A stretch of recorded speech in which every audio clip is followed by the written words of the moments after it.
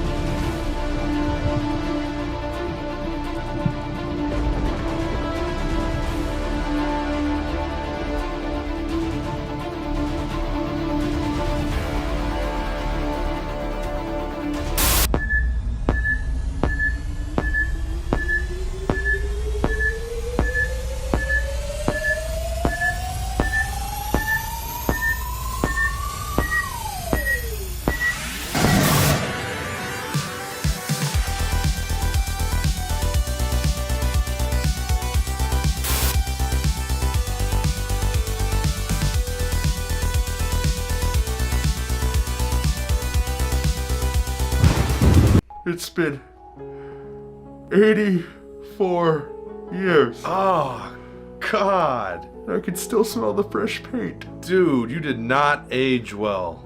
You're so old, you look like a goblin. The mirrors had never been looked in. I found myself on the Titanic in the mirrors. I lost my virginity to myself. Jack, I no. haven't had sex since. Dude, we just want to hear about Titanic, not your weird sexual shit. Do you want to hear the story or not, Mr. Lovett? I have a lot to get to. It's part of the tale I can't remember unless I give you all the details.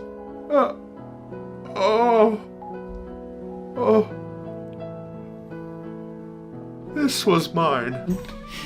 We got a problem, Fabrizio. We're going to America, baby! Full house! Yeah! Woo!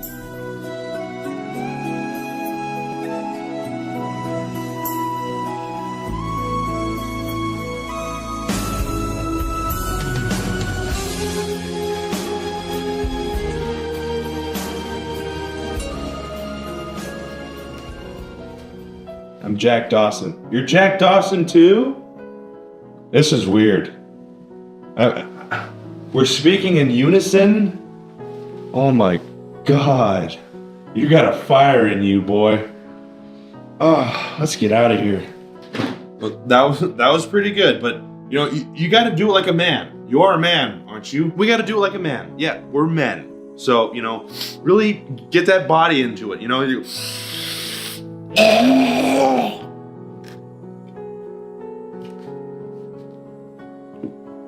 How's it going?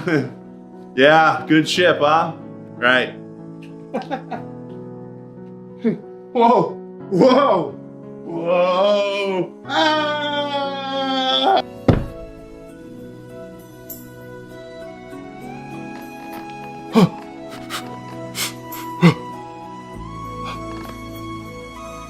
I love you, Jack. I love you too.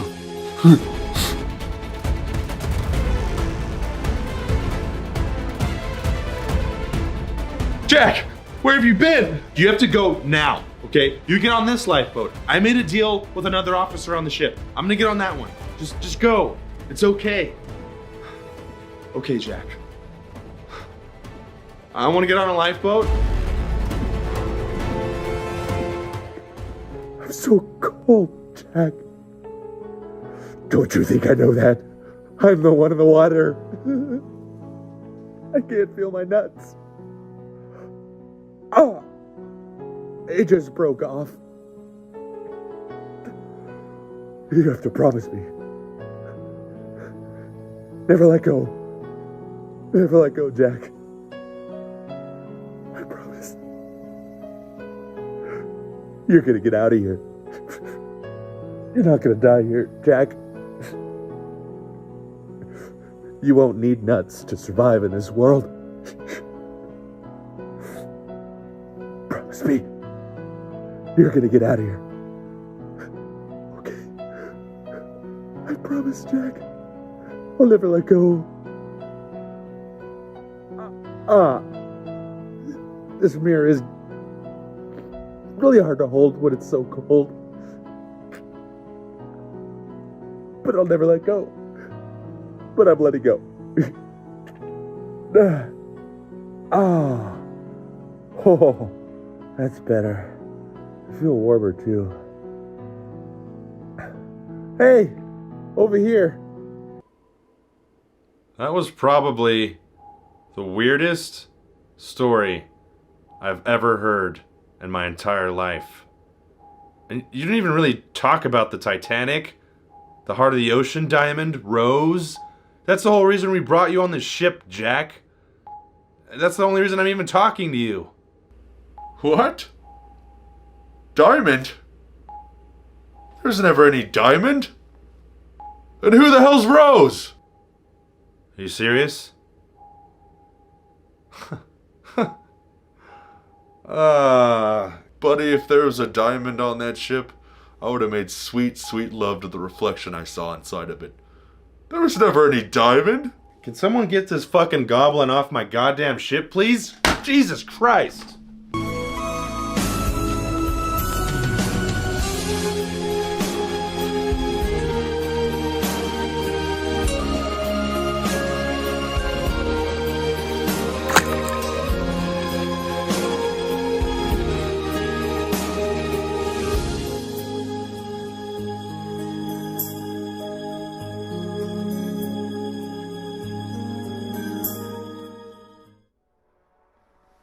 Hello and welcome to MBW Movie Explorer. I'm Michael, and today we're talking about Titanic. Everyone should know what Titanic is. If not the movie, then the ship and what happened a long time ago. That's what we're talking about today. The movie that I'm talking about, written and directed by James Cameron, came out in 1997. And it ended up being the highest grossing movie of all time for a good while until James Cameron bested his own efforts with Avatar. And then that became the highest grossing film of all time. Name someone else who's ever done that. Nobody. It's pretty crazy. I mean, that alone is, I don't know, historical achievement, if you want to say that. And what you just watched, I don't know. I don't know why I thought of that as the thing, but that's what it was. And I promise you I didn't get that very nice-looking goblin mask just for that skit. That would be insane. I just happen to have one of those lying around. Anyway, let's get into it. Titanic. Here's a brief summary of what it is. A 17-year-old aristocrat falls in love with a kind but poor artist aboard the luxurious, ill-fated RMS Titanic. I mean, that's literally probably the movie summed up in a sentence. Funny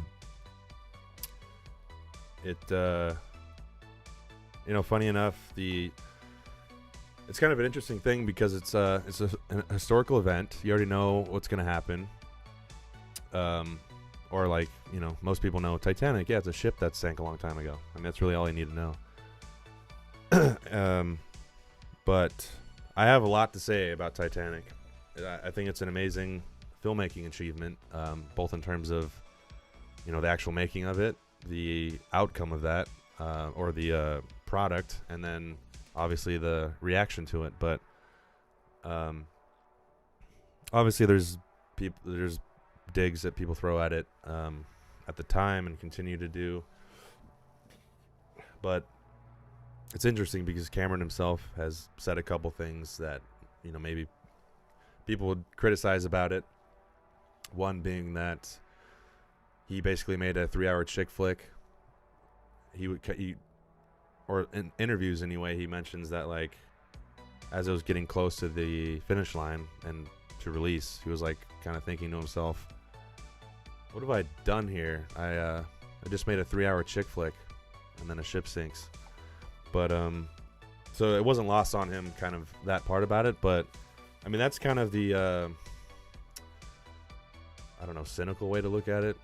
It's a kind of movie where if you just get the parodies, the jokes about it, get all that stuff out of your brain and just watch it, you'll enjoy it. Not only that, it'll touch you. It'll touch you good. And that's just a sign of an effective movie. I mean, you also have to disconnect at this point, unless you've never seen it, from all that stuff. to really enjoy it again. If you do that, you'll get as close as you can to the first time watching it, where you didn't know who Jack and Rose are. You didn't know about the door scene, the infamous scene.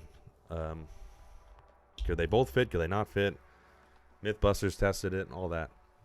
If you just ignore all that crap and just watch it, it's a very well done movie. I think emphasized by how it ends. It's really I think a mature way to do it. It's spiritual and it's satisfying both in terms of the story and the characters. But it was nominated for many Oscars. It won 11. Let's go through the list here. And I before I get to that, I did a movie watch along, or what I like to call watch along.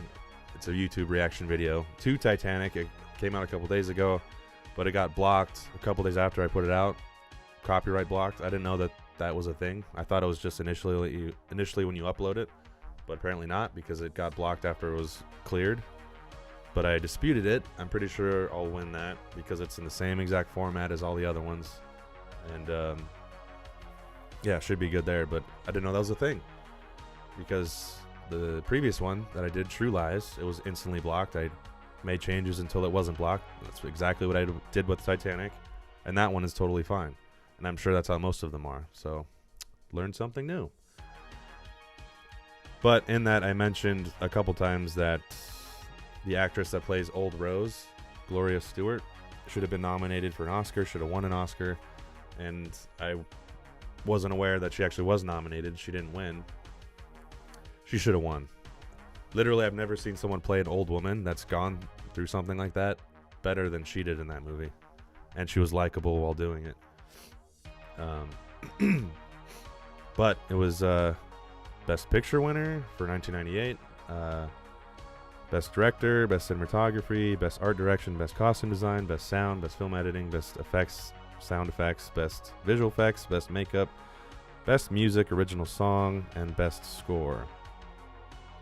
Nominated for Best Actress, Kate Winslet. Supporting Actress, Gloria Stuart. Didn't win those. And I'd say every single one of those is well deserved. This is a movie, just like most of Cameron's movies, where something is, the boundary of filmmaking is pushed in some way. And this was just the sheer scale and outcome of just the movie. Like, if you look at, they essentially built the ship, like, obviously, not obviously, but I don't think it was exactly to scale, but it was damn close. They essentially built the Titanic to film the movie, and it was separated in sections so they could do the tilting part. But that's just crazy. Like, when you're talking about building sets like that, it's crazy. And if you look at all the detail in the movie, they spared no expense to make sure that was all right. Doesn't even, not to mention the other aspect of the movie, because it's not all a period piece. It's, at the time, modern time in the 90s, and they're exploring the wreck with a modern crew, led by Bill Paxton's character, Brock Lovett, and he plays a great role. He's always great in whatever he's in. And that's another aspect about the movie that's really interesting, because he could have just from the jump, been right in the period and just stayed there. But I really like the way he did it and kind of fused the, at the time, modern with doing that. And it also, you got to see what, the technology at the time could do in terms of diving and exploring stuff like that with submersibles and robot cameras and whatever they were using, which is even more advanced now. But that's another aspect, because that's just what Cameron's into. I mean, The Abyss was, the major highlight of what he's about when it comes to that. Apparently, he's designed his own submersibles and built them, and that's crazy. It's crazy. It's not just like a movie. That part wasn't just a movie to him. That was like real, and he just filmed it and put it in the movie. I am curious how much of that actually, because he did, dive down and explore and get footage of the Titanic and put it in the movie. But I wonder, exactly how many of those shots. Obviously, when it cuts to Bill Paxton, sayonara in 2 microseconds, that was a set. But I wonder how much of that footage, of them going in the hallways to the safe, like how much of that actually was footage and how much did they build like an underwater set. I feel like the safe shot, unless they found a safe down there, had to have been I don't know, all that stuff's interesting. And we'll see if I can find the answer to that as we're going. But yeah, I just love that was the way he did it. And I think it's a good lead-in to people that would be turned off instantly by a period piece for some reason, to have that be the gateway, and then Old Rose tells the story, and that's what leads you to it. Also allows it to end in a really satisfying way. Besides the fact that she tells the story and it cuts back, which is, if you're invested in the movie, it's emotional. If you watch the reaction that I did, I got emotional. And I've seen the movie like, I don't know, a lot of times, and it still gets me. And I'm not someone who likes to show that. I always, especially in a movie, I'm going to choke that shit back. So that's just natural. And it did it to me. But the way it ends with, which I guess is another parody part where she throws the heart of the ocean, the big ass priceless diamond. I'd get it. There's the theme with that. It's it's a material object. It doesn't matter. What matters is family, love, all that stuff, which is true. But come on, man. I mean, like, donate it to a museum or something. Don't just throw a priceless, one of a kind diamond into the ocean. But it's not as impactful if she's like, okay, I'm gonna donate this now. But it's also kind of like she's carried it all this time to just throw it away like that, which I guess it's kind of like keeping someone's ashes and doing that, but putting it into the ocean. That's the only thing I'll give people credit for and like talking shit on, even though like I just said, I get it. But after that, she passes on, and the ending scene is her going back into the ship, into that main staircase. The other people that died are there. She meets Jack at the top of the staircase. They're reunited, and it ends. They're in their own version of a heaven, and I don't know. It's literally just a beautiful way to do it, to end it. And that's what I'm talking about with it's easy to dismiss and just not take it serious. And all right, watch that movie back to life now, and I don't know, if you allow it to, it's really stirring, impactful. But like I said, there is so much like right here that's like, no, you're a loser if you like it. It's lame. It's because so many people liked it and it made so much money. You're lame if you actually like it. And it's like, no, it's well deserved, and it's really well made, just like every friggin' movie that guy makes.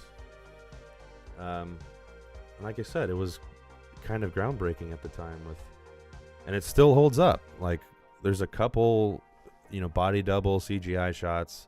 You can tell when the ship goes in the water that's a model, or at least I can, because the water doesn't quite look right. But it still holds up, like way better than if that was all CGI.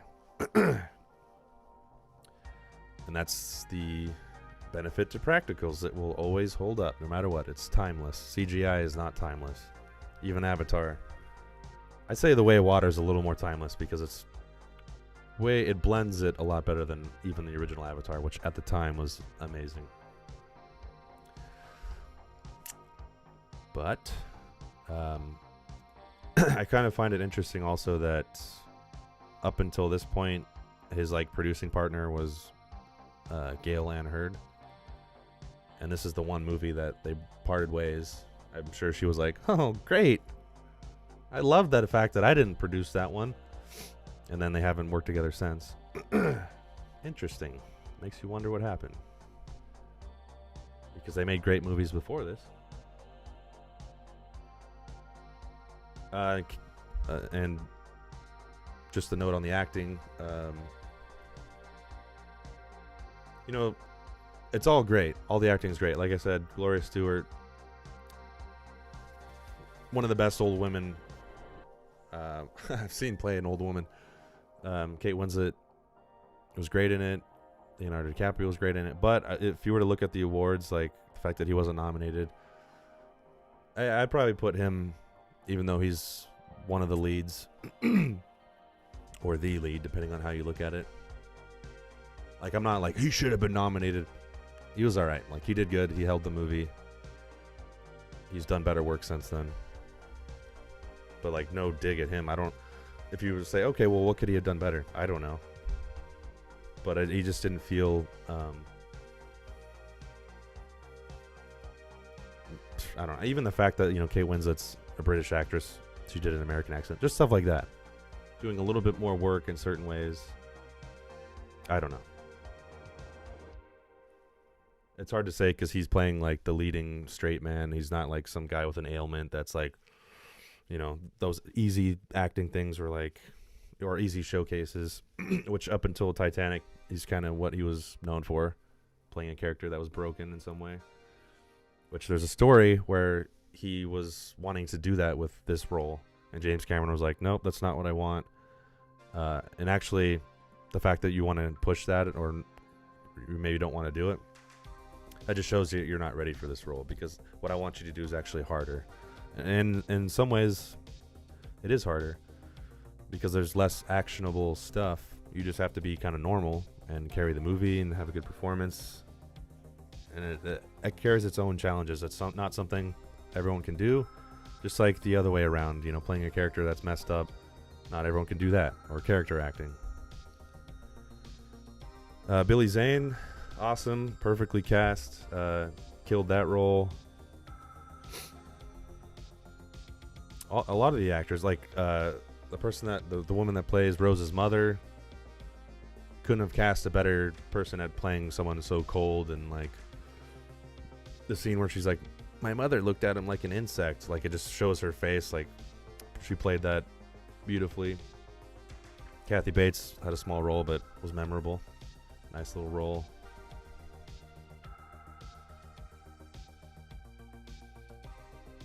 And the sorry, lost my train of thought here. Love when that happens. There's a huge wealth of information and like videos, behind the scenes, interviews.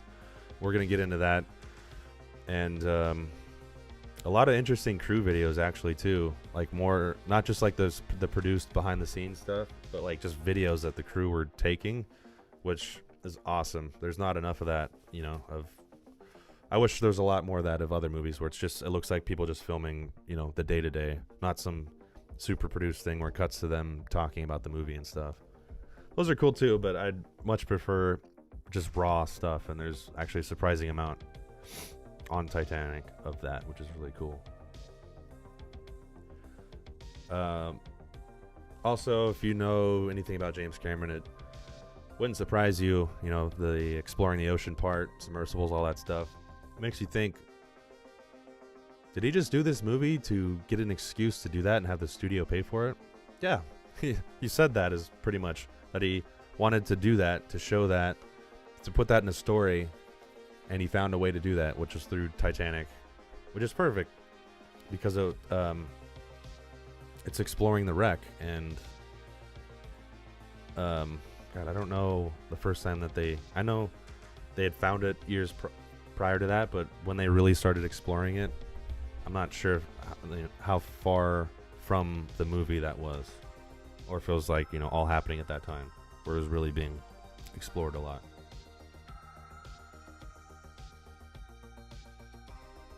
And if you just think of the amount of, this is more of a thing back in these days, but the amount of extras that were on this movie, and not just the kind that are in the background walking around, sitting at a desk. It's like people running around for their lives, jumping off the boats. So I guess a lot of stunt players too. Just crazy. And if you watch the film and you see all that, it's like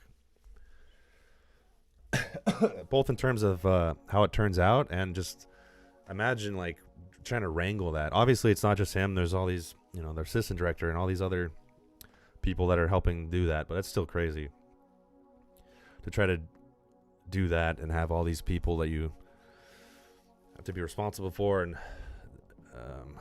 no, don't jump off it like that, jump it like this, and there's like fucking 100 people you got to talk to or direct, so to speak. It's a lot. It's pretty crazy. Couldn't imagine the stress. Maybe one day I will.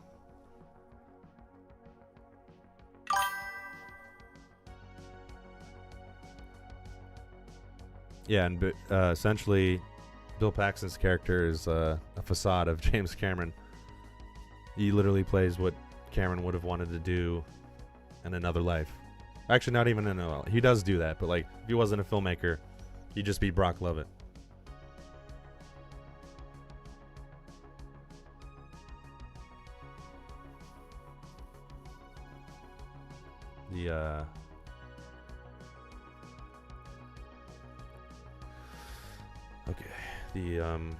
Oh my god, it's happening again.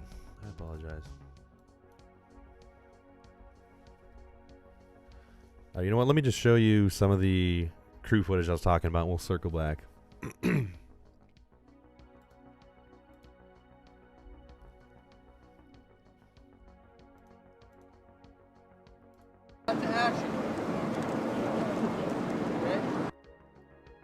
going to have to separate from her. You're going to have to separate. Are you with somebody? Who are you with? Her. You're going to, yes, exactly.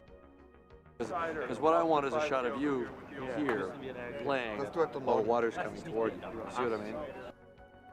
Here, but if we can get it all to one, then we're ahead of the game. Because then we can work that one down here, two up there.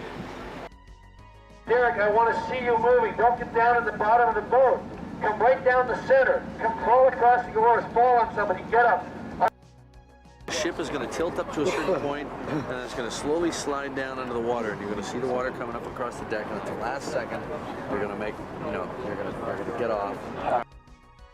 It should be about her having fun and joy in this moment, and she doesn't care that all these guys with all their machines have been doing all this stuff. Yeah. Josh, let's start with Jorge and group here, and we'll do their cross out, and Leo's sort of like, I mean, Jack's sort of looking around imitating. Okay. Some calcs in your head. Okay. All right, so how much time the whole room stops while you think? Okay. Okay? Mm-hmm. You don't know. I'll go out on him kissing the count of sand, and everybody's still sort of getting to the, and it's like, boom, now we're all seated. Gotcha. So a minute or two or several has gone by. Let me get the other one. Hang on, Yeah, Scott. exactly. It shifts more and more to that shot as this close. You know, there's a lot. The thing with making, like with filmmaking, is there's like a tier level or like a hierarchy, and then but at the head of that, I mean, you could say there's producers and stuff, but at the head of the creative part is the director. He's responsible for everything, and you know, whether it's the director's idea or not, everything that you see was the responsibility of the director. So they didn't come up with the idea, they approved someone else's idea, and that's what you're seeing for everything. So it is interesting, and it's not the same on every movie.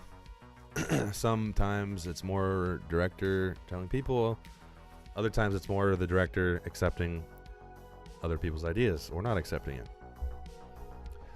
And when it comes to acting, you know, every actor is different, and some of them are a lot more intuitive, or you know, bring their own ideas, even to the point where they're changing stuff, and that's obviously dependent on if the director's okay with that. But I think on a Cameron film, it's usually him, as you just saw, and it's interesting because you'll see, like, that character, Mr. Andrews, I think, the guy who designed the ship. You know, his character is so confident about the ship and knowing all these details, and he plays it really well. You know, there's not a doubt that you don't think that. In reality, this guy doesn't know shit.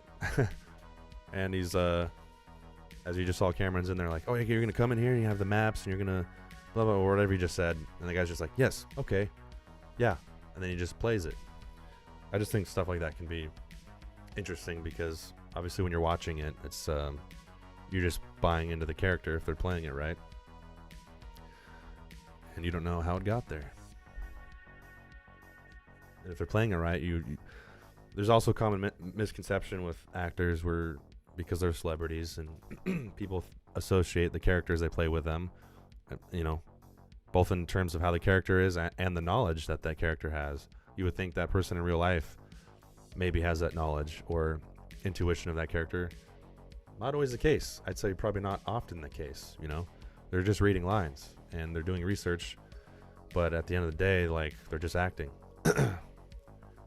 And how many times have there been things where, like, what do you remember from this? And they're like, I don't know. I don't remember anything. I don't remember a single line. I don't know anything about that. The far end of the set, but see, I want to keep some sense of a beach up there. Let's drop the far end of the set like 4 or 5 inches. I come in on you, then I cut to your POV of him. And yeah, that's good. Like that is good. What you just did, just started. And then, yeah. Good.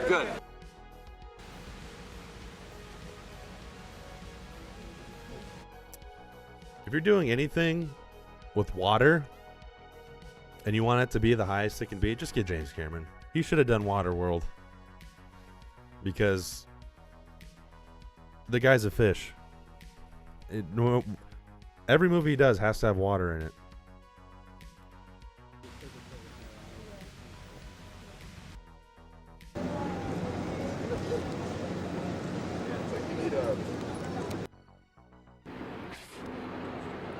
You would think, oh, what about Terminator 2? There's a water Terminator. Liquid Terminator. That was a lot better, but this time use more of your throat and hawk it back and...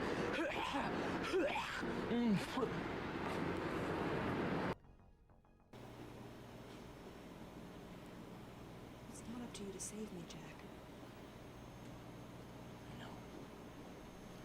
I know. And action. This allows you to see how awkward it actually is in real life. Without a score, without polished audio.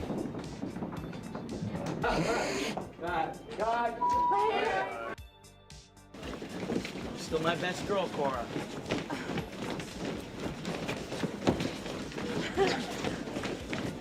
I don't know the steps. Neither do I. Just go with it. Don't think. No, wait. Cut.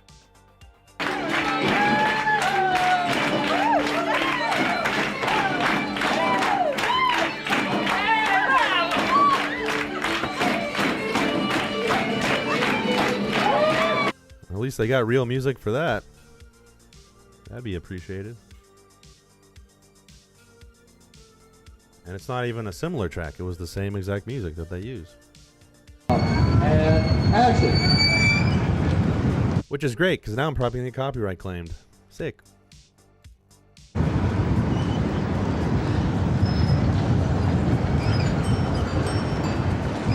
See? Look at that. Look at that. It's a gigantic set. And you see that there's actually... Look at that. Look how small those people are right there. That is crazy that they built... They would never build this up this big anymore. Those days are long gone. CGI and background replacement, or background... What is that called? Where they just extend the background. No way in hell they would build a set like this anymore. And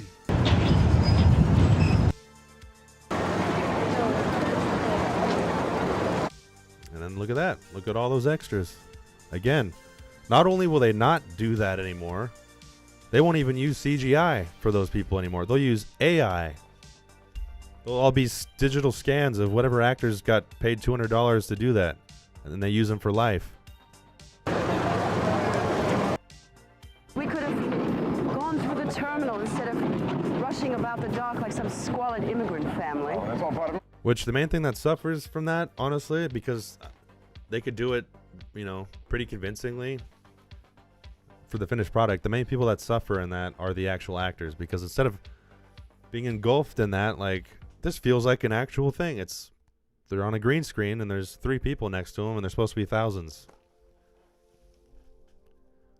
As someone who just acted shittily in front of a green screen in my garage, it sucks. I'd much rather do it on location. Titanic. It's over 100 feet longer than Mauritania and far more luxurious. Your daughter is very difficult to impress, Ruth. So this is the ship they say is unsinkable. It is unsinkable.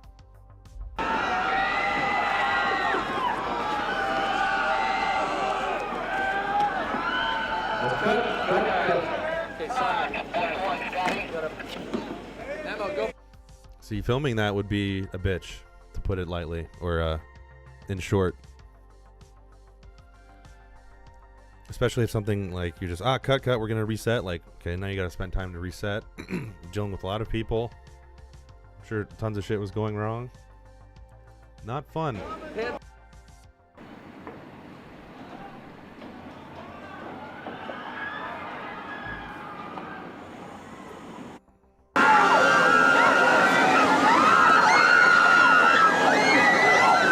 This is another example.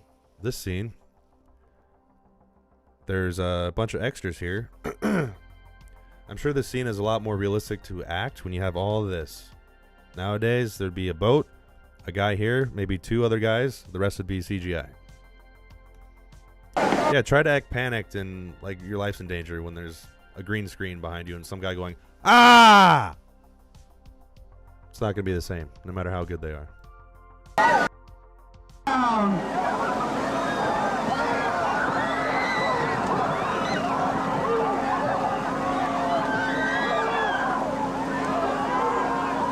And a giant tank of water with it.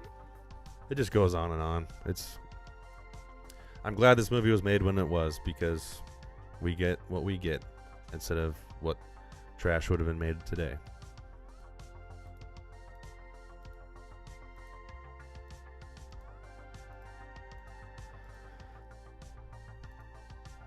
Just fast forwarding some, you can see what working on effects was like back then. This whole room and the amount of work that they actually would generate would probably be minuscule. All these people one day would probably, it might not even get a whole shot. You can do what all these people could do from your house much quicker than they could back then. Pretty soon, you won't have to do shit. You'll just type it in and AI will spit it out for you.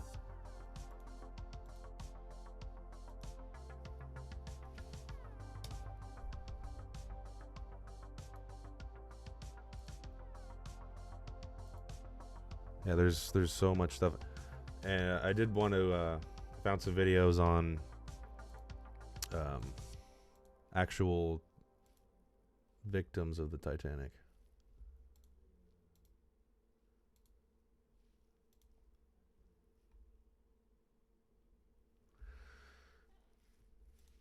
We took the train from London to Southampton to get on the Titanic. My mother had to see the purser, and she said, you know, I am not one bit happy about going on this ship to New York City. And he said, why?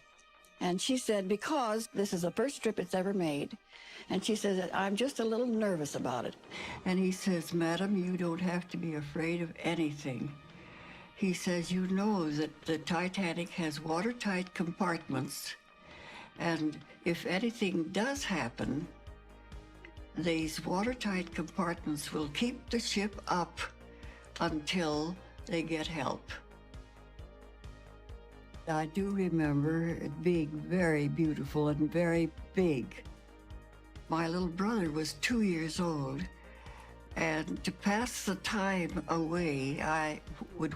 It's definitely an amazing feat of that time. I mean, it was the biggest ship at the time, but it's just an engineering feat, especially back then. It's pretty crazy.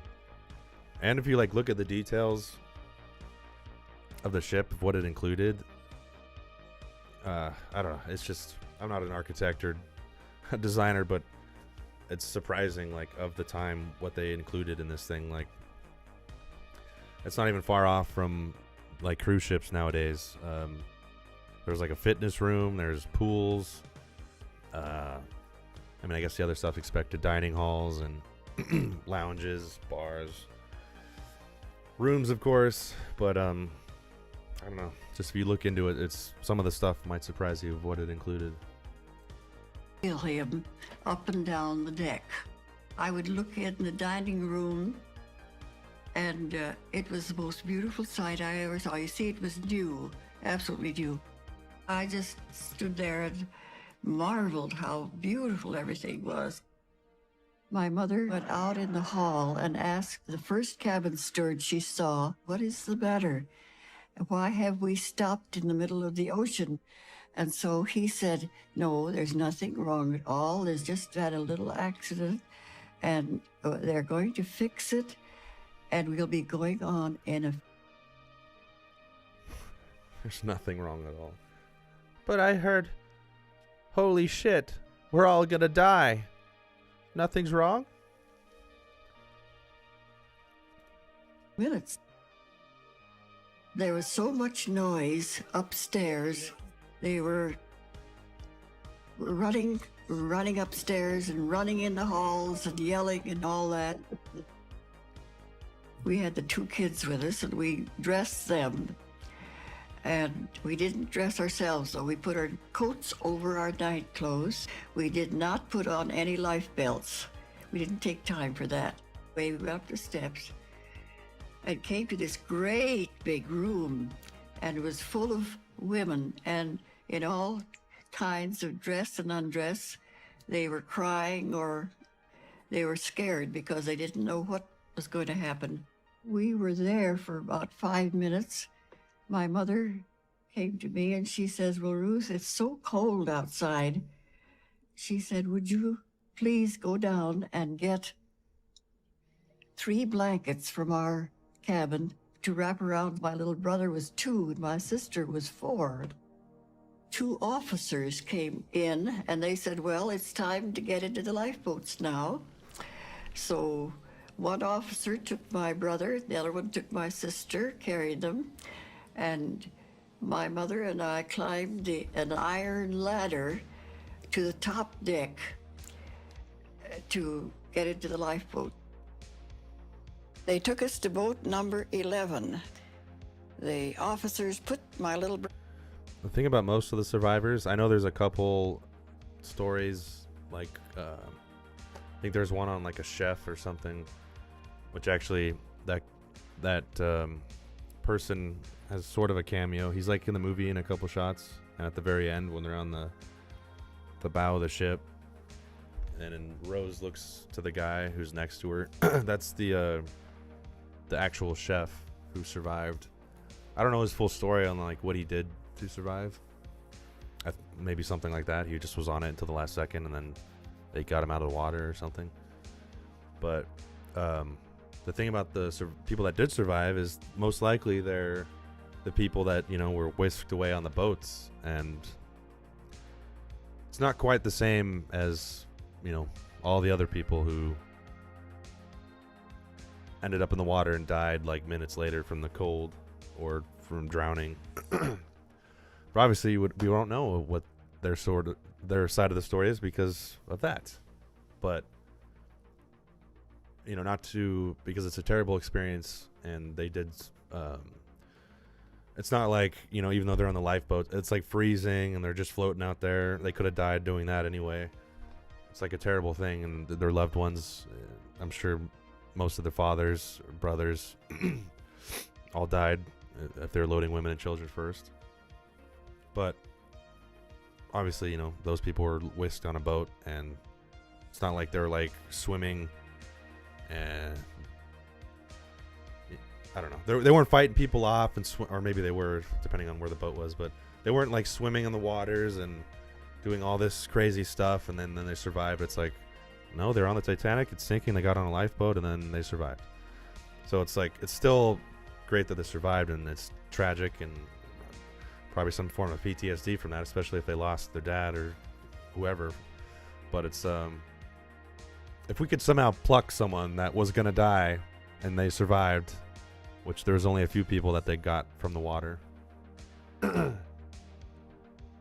Those are the stories like you would really want to hear, what that was like, but we will never know.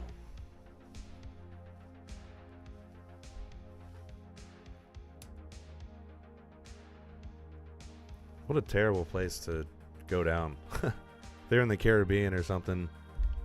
They could have maybe got eaten by a shark or something, but they wouldn't die from just going into the water or drowning.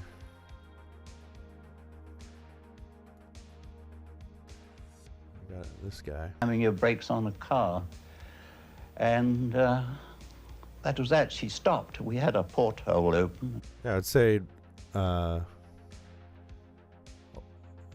lot of the the men that survived were probably just crew members, because some form of crew had to go with them, and those crew were men. So most of the men that survived, unless they were really rich and just got on a boat, were probably just their crew members. Looked out, and the sky was clear, the stars were shining, the sea was dead calm. And I thought, I don't know, I couldn't understand it. So I came out of my cabin and I thought, well, I go. And another thing is the way that the captain is portrayed in the movie. You know, they have all these warnings. People are talking about icebergs. And it's almost comical. We'll never know, you know, what the captain was quite thinking, what other crew were thinking. But in the movie, he's kind of portrayed as just like, you know, people are telling him all these icebergs. It's going to make the bugs harder to see. And, oh, we got an iceberg warning here. And every shot, the captain's just like, well, I'm off. I don't give a fuck. Get this out of my face. Like, he's just portrayed as like, icebergs. They don't exist. Let's just keep going. Forward, and I went forward to the well deck. And you have to imagine, like, you know, maybe that's not far off. You have a big-ass ship, and you somehow hit an iceberg. I guess, you know, we don't know exactly what the visibility is or was at the time. Maybe it really was hard to see it, but...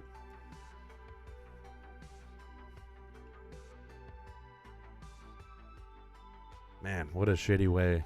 Maiden voyage, greatest ship in the world, hits a goddamn iceberg and then sinks.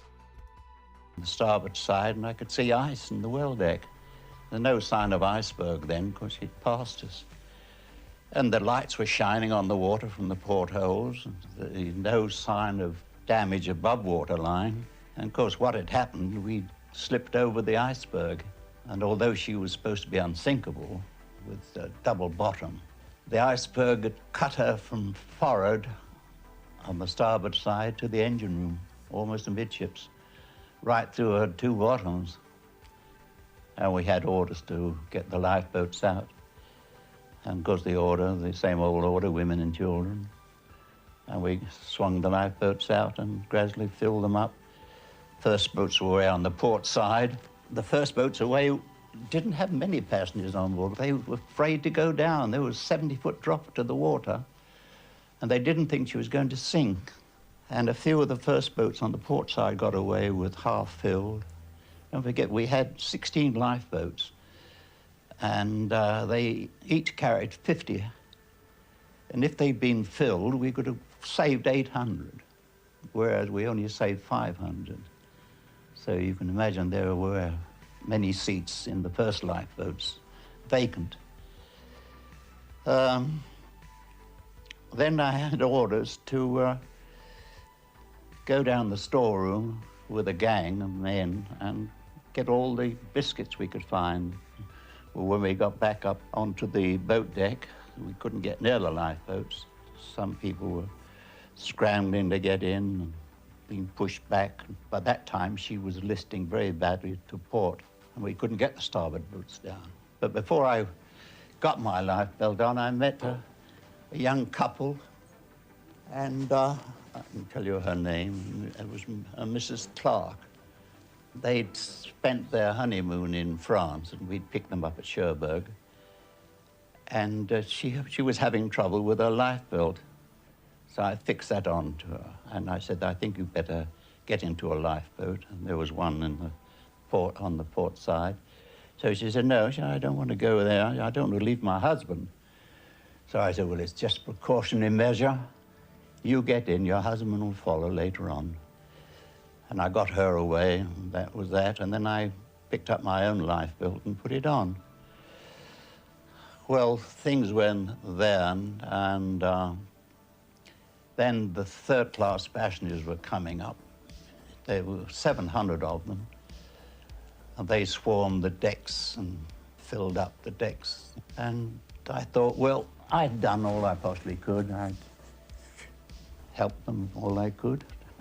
And I thought, well, now I'll go up and get out of all this scrumming and go on the poop deck. And she was sinking fast then.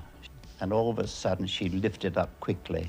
You know, during this time, of course, humans are humans, and there's been shitty ones all throughout history. There's been amazing ones all throughout history, and it'll continue to be that way. But this was a time, both this and before this even, of, you know, gentlemen and manners were highlighted, especially if you were wealthy. You know, a time of class, if you want to call it that. Which I'm sure that helped. You know, people just automatically like, things must go this way because that's the way it is, and I'm a gentleman, and women and children first. Nowadays, you know, people are just like, get out of the way, I'm getting on the fucking boat, you know. People are a little bit less gentlemanly now, I'm pretty sure. So, that's one good thing about that happening when it did. Although, you know, like I said, people are people. I'm sure when it got down to it, people started breaking, and especially in the water. What are you going to do? What can you do but panic and... it's terrible. The way those people died is terrible.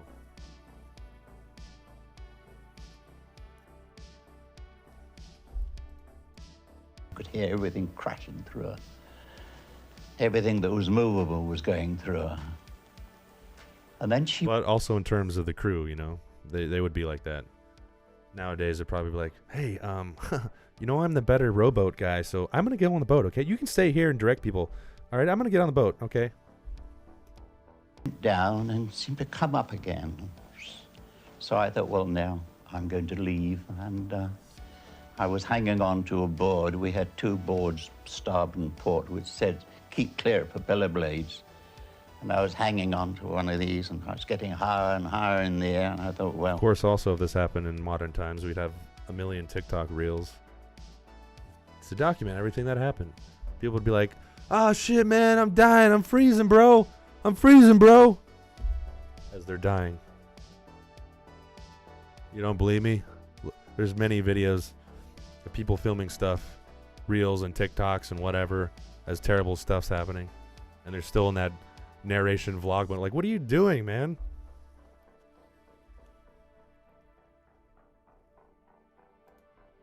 Now I'll go, and I dropped in. I had a lifebelt on. And I hit the water with a terrific crack. Luckily, I didn't. I just watched, this is off topic sort of, but I've been on a binge of like police body cam videos. Like there's tons of channels that just have that, different stories or whatever.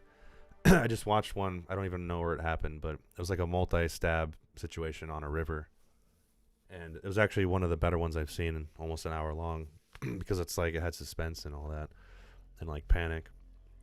But at the end of it, like, it's revealed that there's one of the kids that got stabbed or was part of the group was filming it. And of course he was filming it like in that style, like, oh, we going down the river, bro, and blah, blah, blah. And the guy that ended up stabbing a bunch of people and killing one of them, they were like kind of messing with this guy and bullying him, and like the guy's like narrating it like a vlog the whole time. And the guy pulls out a knife and starts stabbing a bunch of people. Literally like splits one of the kids open and like their guts are hanging out, and you don't see that obviously, but literally the people in the video won't shut up about it, like, oh my god, they're everywhere. But as the guy's stabbing people and like you see him like getting stabbed and then like holding their stomach and stuff, the guy's still doing it. He's like, oh, what's going on, man? Because he doesn't realize what's going on because he's filming it. And literally his friend, I mean, it's not funny, but I mean, what happened isn't funny, but the fact that that's happening is what I'm talking about. one of the guy's friends that's like with him gets stabbed, and he just starts walking away and he's stabbed, and the guy's tone, he's still filming by the way, but his tone suddenly changes to like what you would expect. It's crazy. The world we live in is crazy now. When I dropped in, there were bodies all over the place. I guess to say how much different it would be if a major shipwreck like this happened, or a major shipwreck like this happened today. I looked up at the Titanic. There the propellers were right out of water, the rudder was right out, and I could see the bottom. And then gradually she glided away, and that was that. That was the last of the Titanic. I didn't want to die, I mean, and I didn't see much chance of living, but I was gradually getting frozen up. And by the grace of God, I came across a lifeboat, and they pulled me in. And there was a fireman dead in the bottom, and there was about a foot of water in this boat. There was another man who was trying to, he seemed to be trying to get away from it again. I don't know what was the matter with him. They were tying him down. And the rest were women and children. And I sat on a seat, and I sat next to Mrs. Clark, the girl I'd put into a lifeboat. And she said, the first thing she said, have you seen my husband? So I said, no, I haven't, but I expect he'll be all right. Anyway, I was in a pretty bad way then, as you can imagine, frozen solid almost. And she wrapped me round with a cloak. She had some sort of blanket or a coat on. Anyway, I think she probably saved my life, I don't know. But I saved hers. At least I think I might have done. I think I did. And she saved mine. Then, first light, the Carpenter came along. Well, that's an amazing story, and what better case of karma can you have where you save someone's life and then they end up saving yours in return? That's crazy. Man.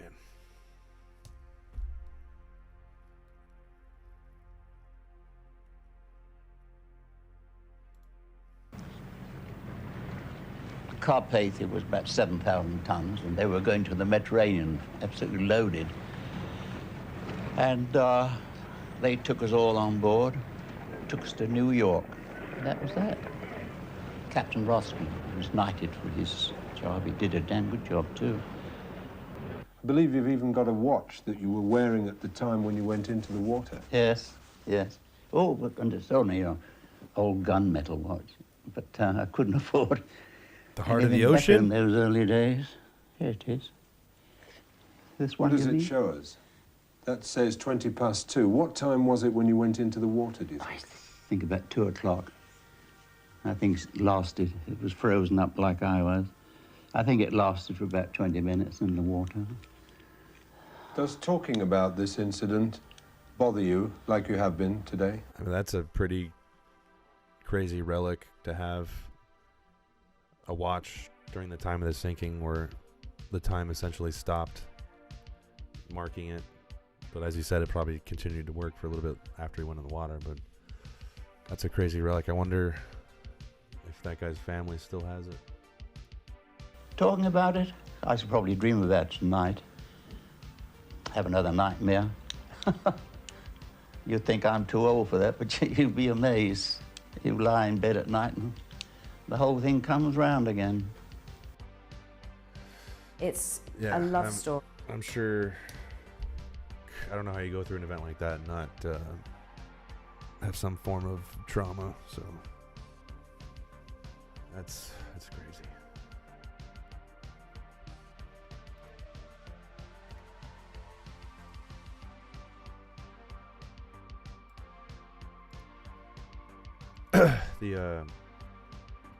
One second here.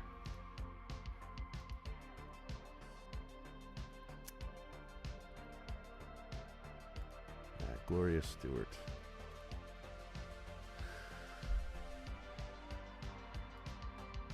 You know, she was so believable in that role. I was questioning before I knew anything about it, like, is this an actual Titanic survivor? Because she sure seems like it. That's the highest praise I think you can get. Which gallery do you remember? Well, it burned down. I'm sorry. It wasn't my Were work. your paintings that hot, Gloria? No. It's funny, I can't remember the name. I wish I had known you were coming. I would have thought about it very. You know, one interesting thing about it is they made her look older because her actual age wasn't quite the age she would have been. Very subtle makeup because, I mean, you would never know that they did that. But, I mean, you can tell here she looks, mainly it's her hair, but she, even the skin, like they had put like old, what's that called? Those like skin spots or whatever. What is that called? I don't know. They put those on her to help. I mean, it's just like good CGI. If it's so subtle you don't even notice it, that's good CGI. If you don't notice that they're wearing makeup, that's good makeup. A long time ago.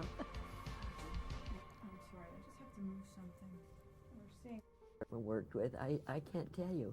It's just a dream come true because I was a very frustrated actress. I quit in 39 because I hated the parts I was getting, and then, 70 years later, I get this marvelous, marvelous part. That's also crazy. It wasn't quite 70 years. If you look at her IMDb, she had some credits in between, but nothing of that caliber. You know, it was like smaller TV movies and maybe commercials and smaller shows and stuff. And it was very spread out with huge gaps. But like, it wasn't like she stopped working in 1939 and then was in Titanic. But I mean, she wasn't consistently working, and there were major gaps. But that's still crazy. Like, how did you even know to cast an actress from that time period, which he specifically wanted for that role, like an old actress? But how did that happen? She's just, more or less retired. I think her last credit from Titanic was a long time, to the point where you're like, okay, yeah, they're done. What is she, like 80 years old? Yeah, she's done. Lightning in bottle, meant to be, destiny, whatever you want to call it, because she did it. She killed it. It was like she's been acting for 70 years, or never stopped acting. It's crazy. Working with Jim Cameron, how is that the same, or how is that different from other great directors you worked with? John Ford among them. Well, John Ford was not a great director when I worked with him in 1932. And George Stevens I worked with in 1933. James Whale was beginning to be important, and he was, by 33, 34, we had made The Invisible Man and The Old Dark House. And then later I worked for John Ford, and then he was famous at 20th Century. John had not been an actor, and all I can say is that directors who have not been actors, who have not been, do not come from the theater, they're not difficult to work with, but they don't quite understand every time what you're doing. James has been an actor. James Whale had been an actor, and it does make a difference for actors, a difference. In making this movie, Gloria, were you ever frightened at any time? No, because I didn't have any frightening.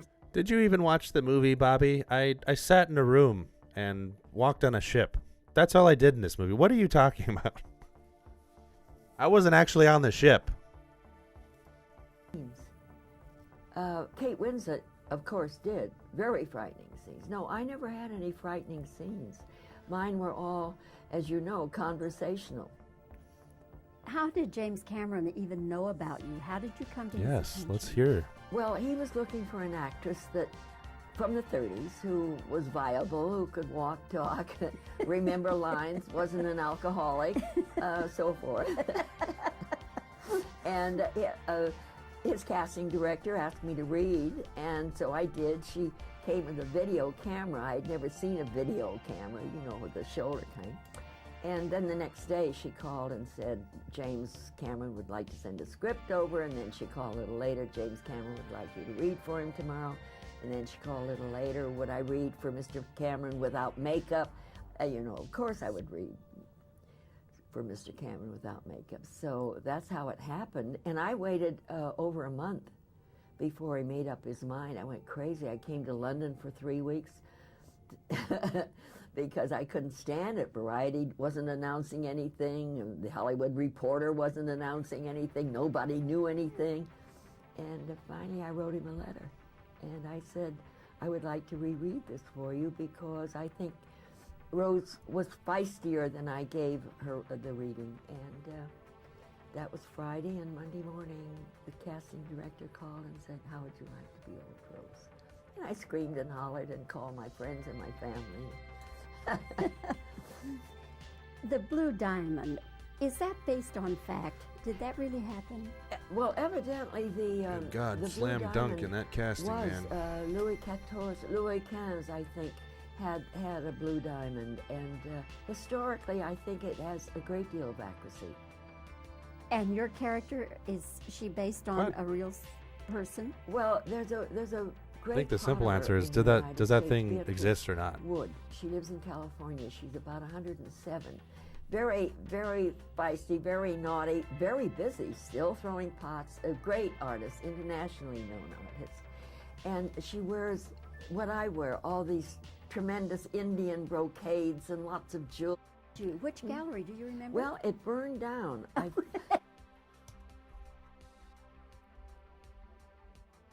She kind of,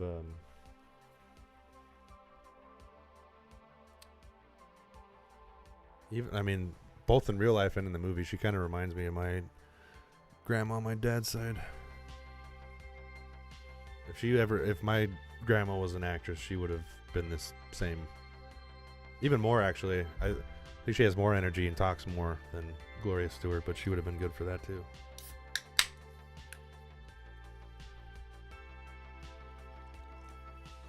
What that character was supposed to be. That's essentially how my grandma is. Which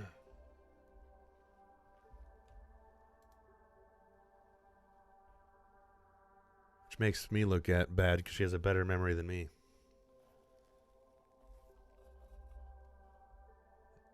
And she's got like 6 kids and too many to list. It's crazy. She remembers everything.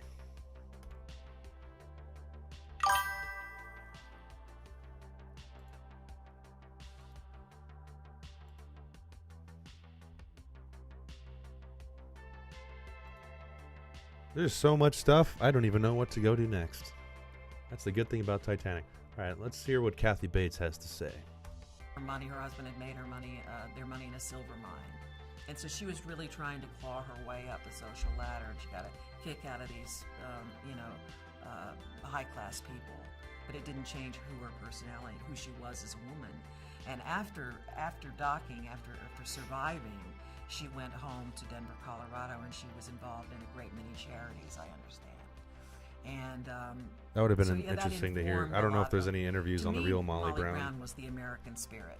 She would have been the interesting. American West, and that the pioneer spirit, that she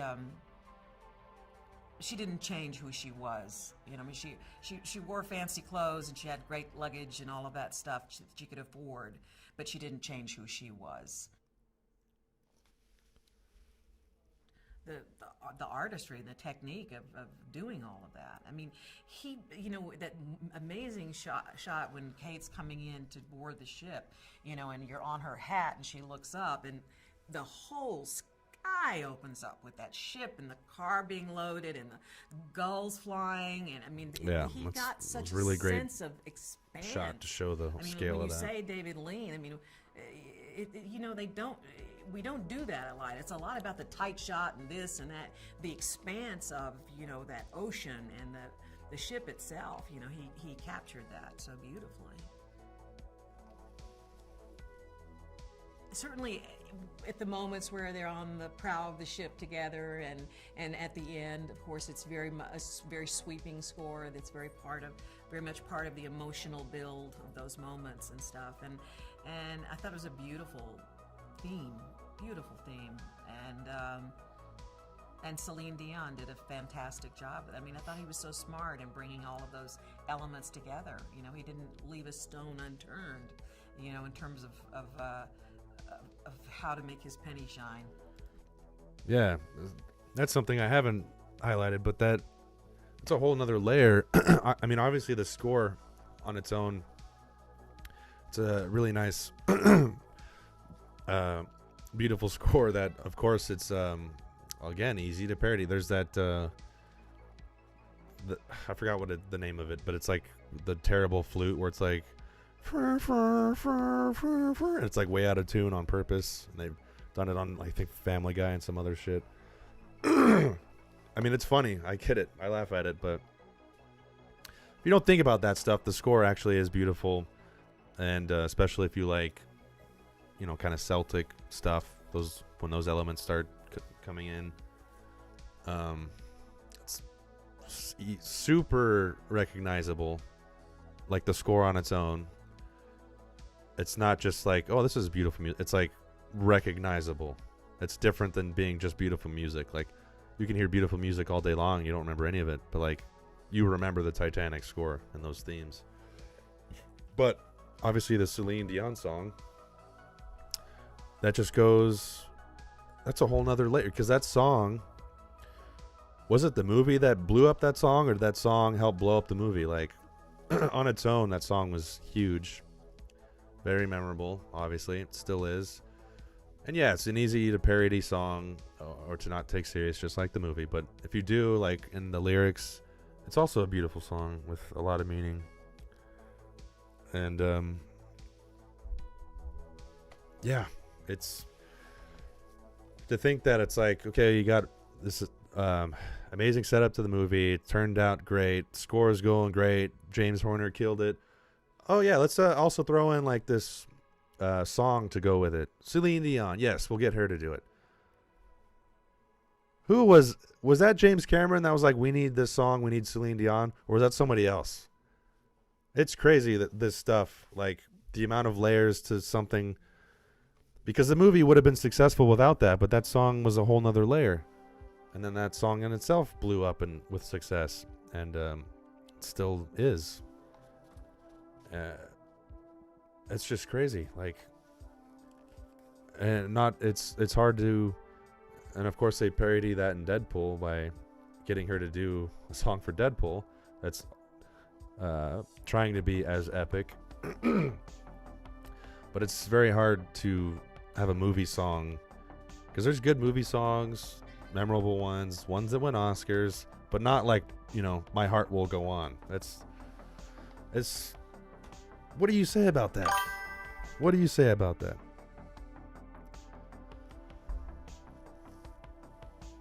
Like, how can you get any more lightning in a goddamn bottle? It's crazy.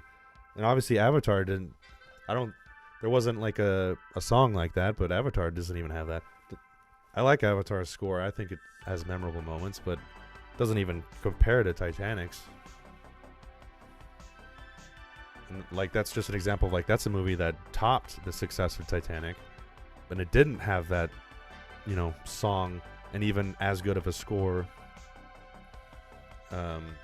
So you don't even get that when it's made by the same guy, has even better success box office wise. Jealous.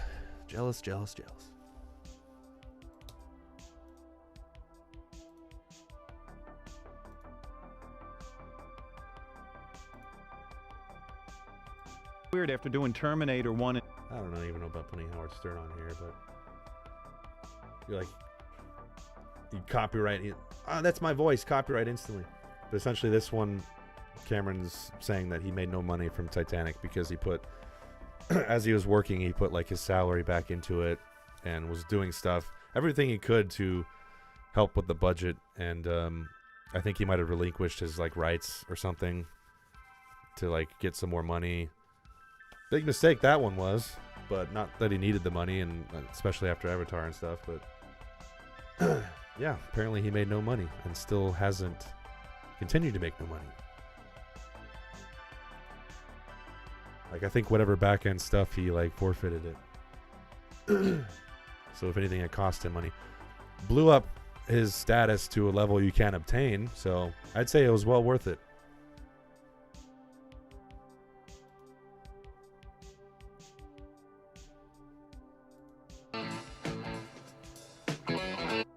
To the making of this motion picture. When did this movie Actually, I haven't heard first too many occur? interviews of the time period, so I'm kind of curious what he says in this. When did you know you were going to do it? It was 5 years ago. I had been studying Titanic, the history of it a little bit, and I'd been following the the discovery of the shipwreck and all that. And I just sort of got this idea to do a love story. Kevin, set on Titanic, get out of with here. The wraparound, the bookend. I like the booby of scene the, too, but we're of the serious shipwreck. here. And If you don't cry during this movie, then get the hell out of here, God dang it. I literally sat down to make some notes on this for the first time, and the next day I got in the mail an invitation that was a black card that said in red letters Titanica, and it was an invitation to a friend of mine was the underwater photographer on The Abyss, and he had done a special on the making of the IMAX film, and so I went to see that, and I saw these 2 Russian submarines, and I said, I can use those. As the great opportunist, I said, I can use those. I can go to Titanic. And so the next day or within a few days, we were on a plane to Moscow to go make the deal for the submarines. And then it took a while to actually get the film. That reminds me, thank you, Kevin, about the boobies. The drawing in the movie, I always wondered, like, is it possible for, what the hell was that thing drawn on? What kind of paper was that where it survived that long? Is that even a thing? Can it survive that long underwater and like not disintegrate? Like in the movie, they find it, they're like cleaning it off, and I don't even know if that's a possible thing. Like I said, what kind of paper did he freaking use for that? Shit, I don't even know what is super durable in water. Plastic? Was that written on plastic paper? Because we all know plastic never will go away. It just continues to break down smaller and smaller.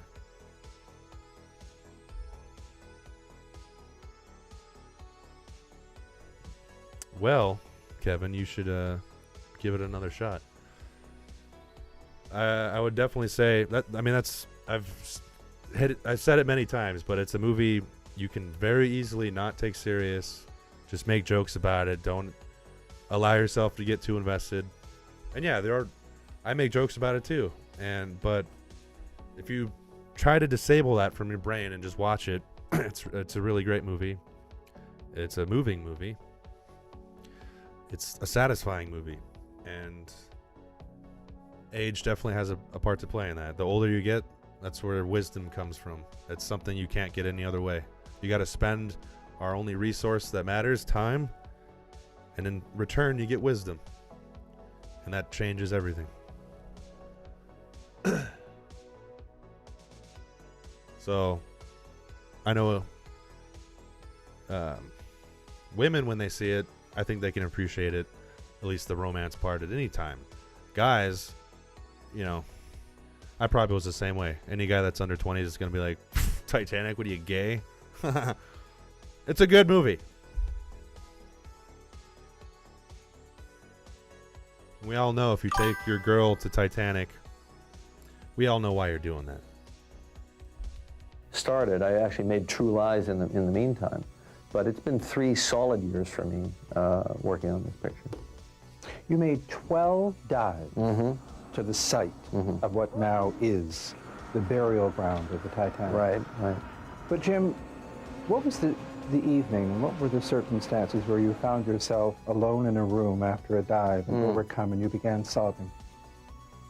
Well, I think it has to do with the way people actually perceive events as opposed to the way they're sort of shown in the movies. You would expect the moment Titanic materialized out of the darkness would be such a profoundly emotional experience. But in fact, it was like a space mission, and we were landing on the moon, and we were very caught up in technical things and watching the sonar and figuring out how to do the shots. And it was really a delayed reaction, having spent time at the shipwreck, having sat on the deck of the ship, having imagined people coming and going through the doors and behind the windows that you see the glass still in the windows after the ship has plunged, 2.5 miles down, essentially almost to another world, in a way, and just it was a delayed effect, coming back up to the mothership and just being alone, and letting it sort of, almost all these feelings just sort of cascade through me, and it gave me this kind of conviction to do the film right. I think if I was ever a perfectionist and ever compulsive before, it was amplified on this movie because of that, because I was dealing with a real event. I was dealing with a subject that a lot of people... I think there's definitely a layer of that too with Titanic. I could easily see, as you're going through the process of making this movie, like in the pitch stage and the development, people just being like, why do you want to do this underwater part? Like, that's going to be so hard to do and so much money. Let's just drop that, let's just go right into... But you have to have someone like, no, we got to do it this way. It has to be in the movie because of this and this and this. And you need someone who knows what they're doing. I don't think a person who's just like, yeah, underwater stuff, it's cool, I like submarines, we're going to do this. Like, you have to be super into it like he was and is, and knowledgeable to the point where you actually just want to do that, aside from making a movie. And even on a higher level with him, because apparently, like I've mentioned, he's designed his own submersibles. And yeah, that's just something like he was talking about. I could easily see that just being dropped in the development stage because they're just like, what? Why? We don't need it. You do need it. It was worth it. Thought about and written about and cared about a great deal. And so, I wanted to be able to contribute something new to it, a more lucid visualization, if you will. Did you know when you saw the tape footage from the dives that you were going to find a way artistically to incorporate the actual footage into the motion picture so that we see things that are in fact the real things? Yes, absolutely. I mean, that was when I saw the doors and the woodwork and the chandeliers and all the things that were coming into our lights as our robot camera explored the interior. That bronze mantle. Yes, I know. We were so excited when we saw that because we knew that it was like the first pictures from the inside of King Tut's tomb or something like that. And I had to find a way to integrate it into the film and not just sort of show it, but to integrate it emotionally, which is why, I have Rose at the age of 101 looking at the screen and imagining that she's stepping back through the entry doors into the ship, and it takes her mind back, and so in a yeah, I love those moments. First of all, the Titanic has amazing transition shots, like of recent stuff, recent shows. I'm sure there's more, but I don't freaking watch everything that's out there. Stranger Things has really good transitions, the TV show. Titanic, for a movie, has really good transitions. Like, not just like, oh, it's just editing-wise, like smooth and stylish, but like story-wise. Like, there's many shots where it goes from the underwater ship, the camera's like panning around it, or however it's moving, and then it transitions to the real live shot, like in a seamless blend, which obviously was harder to do at the time. So many of those shots, like another really good payoff to having the modern and the period piece. But yeah, Kevin, he literally explored the actual ship before and the making of the movie, and did it again afterwards. He made a documentary called Ghosts of the Abyss and Aliens of the Deep, two documentaries where he was just doing this. And like I said, he does this on his free time. Like, this is just his hobby, and he found a way to put it in the movie. But yeah, there's actual footage from those dives in the movie. That's what I was mentioning earlier. Like, I wonder how much is actual footage, how much was like a set. Maybe all of it was actual. I don't even know. I haven't looked that up. Maybe he'll mention it right now. But this is also what I'm saying, like, for the audience to go back. this movie, it wasn't just like a director for hire, like who's just like, all right, these are the shots we need. Cool. This one is cool. It's like this guy actually cares about it in terms of the exploring underwater and stuff. And it shows. And he's knowledgeable in it, which I think you have to really make it right. Into 1912, to the ship in her glory, in her few brief days of glory. You're a man who's always been moved and affected creatively by music, and one thinks of the effect Kubrick's 2001 had on you as a young person. Right. And why you sat through it 10 times. Right. What music helped you while you worked all this time on Titanic? You did go back to your notes, didn't you? Yes. No, you're absolutely correct.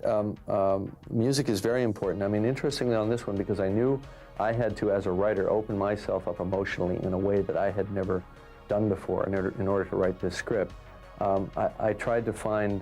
I listened to film soundtracks and things that were romantic films and that. But I actually wound up, surprisingly enough, listening to a lot of Enya, because there's a sense of a kind of a timelessness in her music. And I'm not that I was ever even really necessarily a big Enya fan, but I was trying to find the voice for this particular film, and every film is different. And something that you want the finest showcase of Enya, I think that's Lord of the Rings.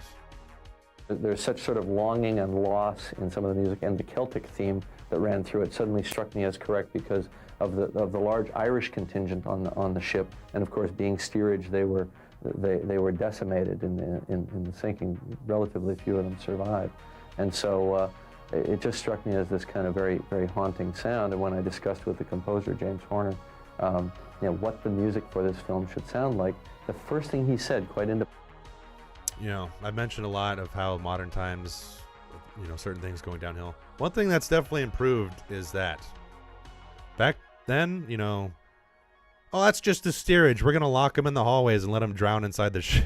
I mean, how much of that did they actually do? I don't know. I'm sure they did have some element to that, but I don't know if it was as much as the movie showed. But, and part of that could just be like, we want to prevent panic, but did they do that to the rich people? No, they didn't. Was, I have a crazy idea. And I said, what is it? He said, I'm hearing a kind Can't really of get away with Enya-like that sound anyway, or using nowadays. human voice. Doesn't matter if Elon Musk is a passenger or And I not. was like, Although he probably has his "You're personal hired." helicopter to save him. It was just like that. It was amazing. As we had he this should. Great He's the one six-month collaboration on the really rich person. I'd be like, yes, save Elon Musk. We need him. I think he's composed absolutely spectacular music because it's big, but it's always somehow personal or somehow always intimate. It has the majesty, but it doesn't get swept away with huge, violins and strings and all this. That's actually hard to say. You can go down a rabbit hole, Kevin, when it comes to imagining other actors. I think sometimes it's pretty clear, or it's like, oh yeah, I couldn't imagine anyone else. This is a movie I don't know if I could say that. Like, I think they nailed it. I don't think there was anything wrong with it. Their performances. I think it would be harder to replace Rose, Kate Winslet, over Leonardo DiCaprio. I feel like a lot of people could have done what his role was, but obviously he had his own iconic thing with that and becoming a heartthrob and everything after that. But I'm pretty sure there's other actors that could have done it just as well. But he's got his own Leo thing, so you'd be missing that. I just think Kate Winslet would be harder to replace. Her older counterpart, that's an example. I don't think you could replace that. Like, she was meant for that role. She waited 70 years or whatever she said for that role. Accurately aged. Yeah, I think so. Especially since it seems like every generation people look younger. Like, back during that time, someone who's 15 looks like somebody that's my age now. Or so it seems. Overproduced period score stuff that you would normally associate with a film like this. Filmmaker Jim. Honestly, that's a discussion on its own, because that's a thing where it's like, do newer generations really appear younger than the previous? I think it's indisputable. I think you can look at every generation and and they just seem older. Like, I don't think it's even a thing in your mind. I think it's real. I don't know why that is. Maybe it's all the shit we eat and the plastic that's in our bodies. We look younger, but we die earlier. Cameron found out that gender and class played a very big role in the tragedy that was the Titanic. Titanic can be viewed on many levels, as many as you're prepared to participate in. Exactly. You've been influenced all of your life by David Lean, by films like Gone with the Wind, Dr. Zhivago. That's all you got to do is look at your parent at your age. Do they look older than you do? Probably. You wanted and just keep doing that. Be your intimate epic. But those Irish died. And you can look at, you know, most wars that are fought, who fights them? People that are just barely old enough to fight them. So look at those generations that are fighting those wars. The people that barely get by in the 1940s, World War II, they look so much older than the ones now. Like, you see an 18-year-old in the military now, and you're like, holy shit, they look like children, and they're going to war. Yeah. For another important reason that you articulate. Yes, exactly. The class structure. And culture and gender. Right, right. Well, it's fascinating. But there are exceptions to that. I've seen people that are like younger than me, and I'm like, why do they look older than me? This is weird. And on Titanic. Or someone my age that looks older than me, or I associate them as being older even though they're not. Plenty of that. Because it's a very amplified. Is that me not accepting my age, or am I missing something? I don't know. Of kind of the world that we still live in.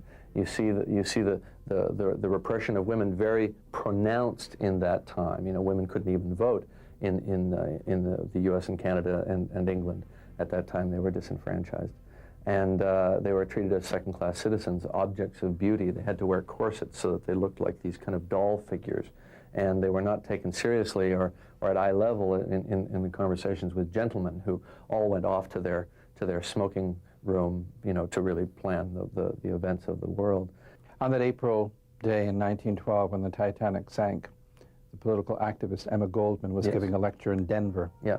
The suffragettes were marching. Women were fighting for their right to exist. And Emma Goldman said, "Women and children first, a disgrace. Yes. The women should have died with the people they loved." That's right, exactly.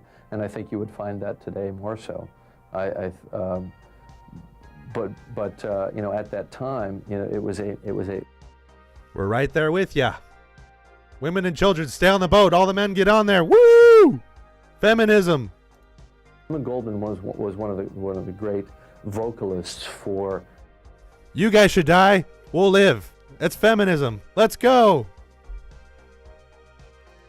Female equality at that time, probably the most notable one.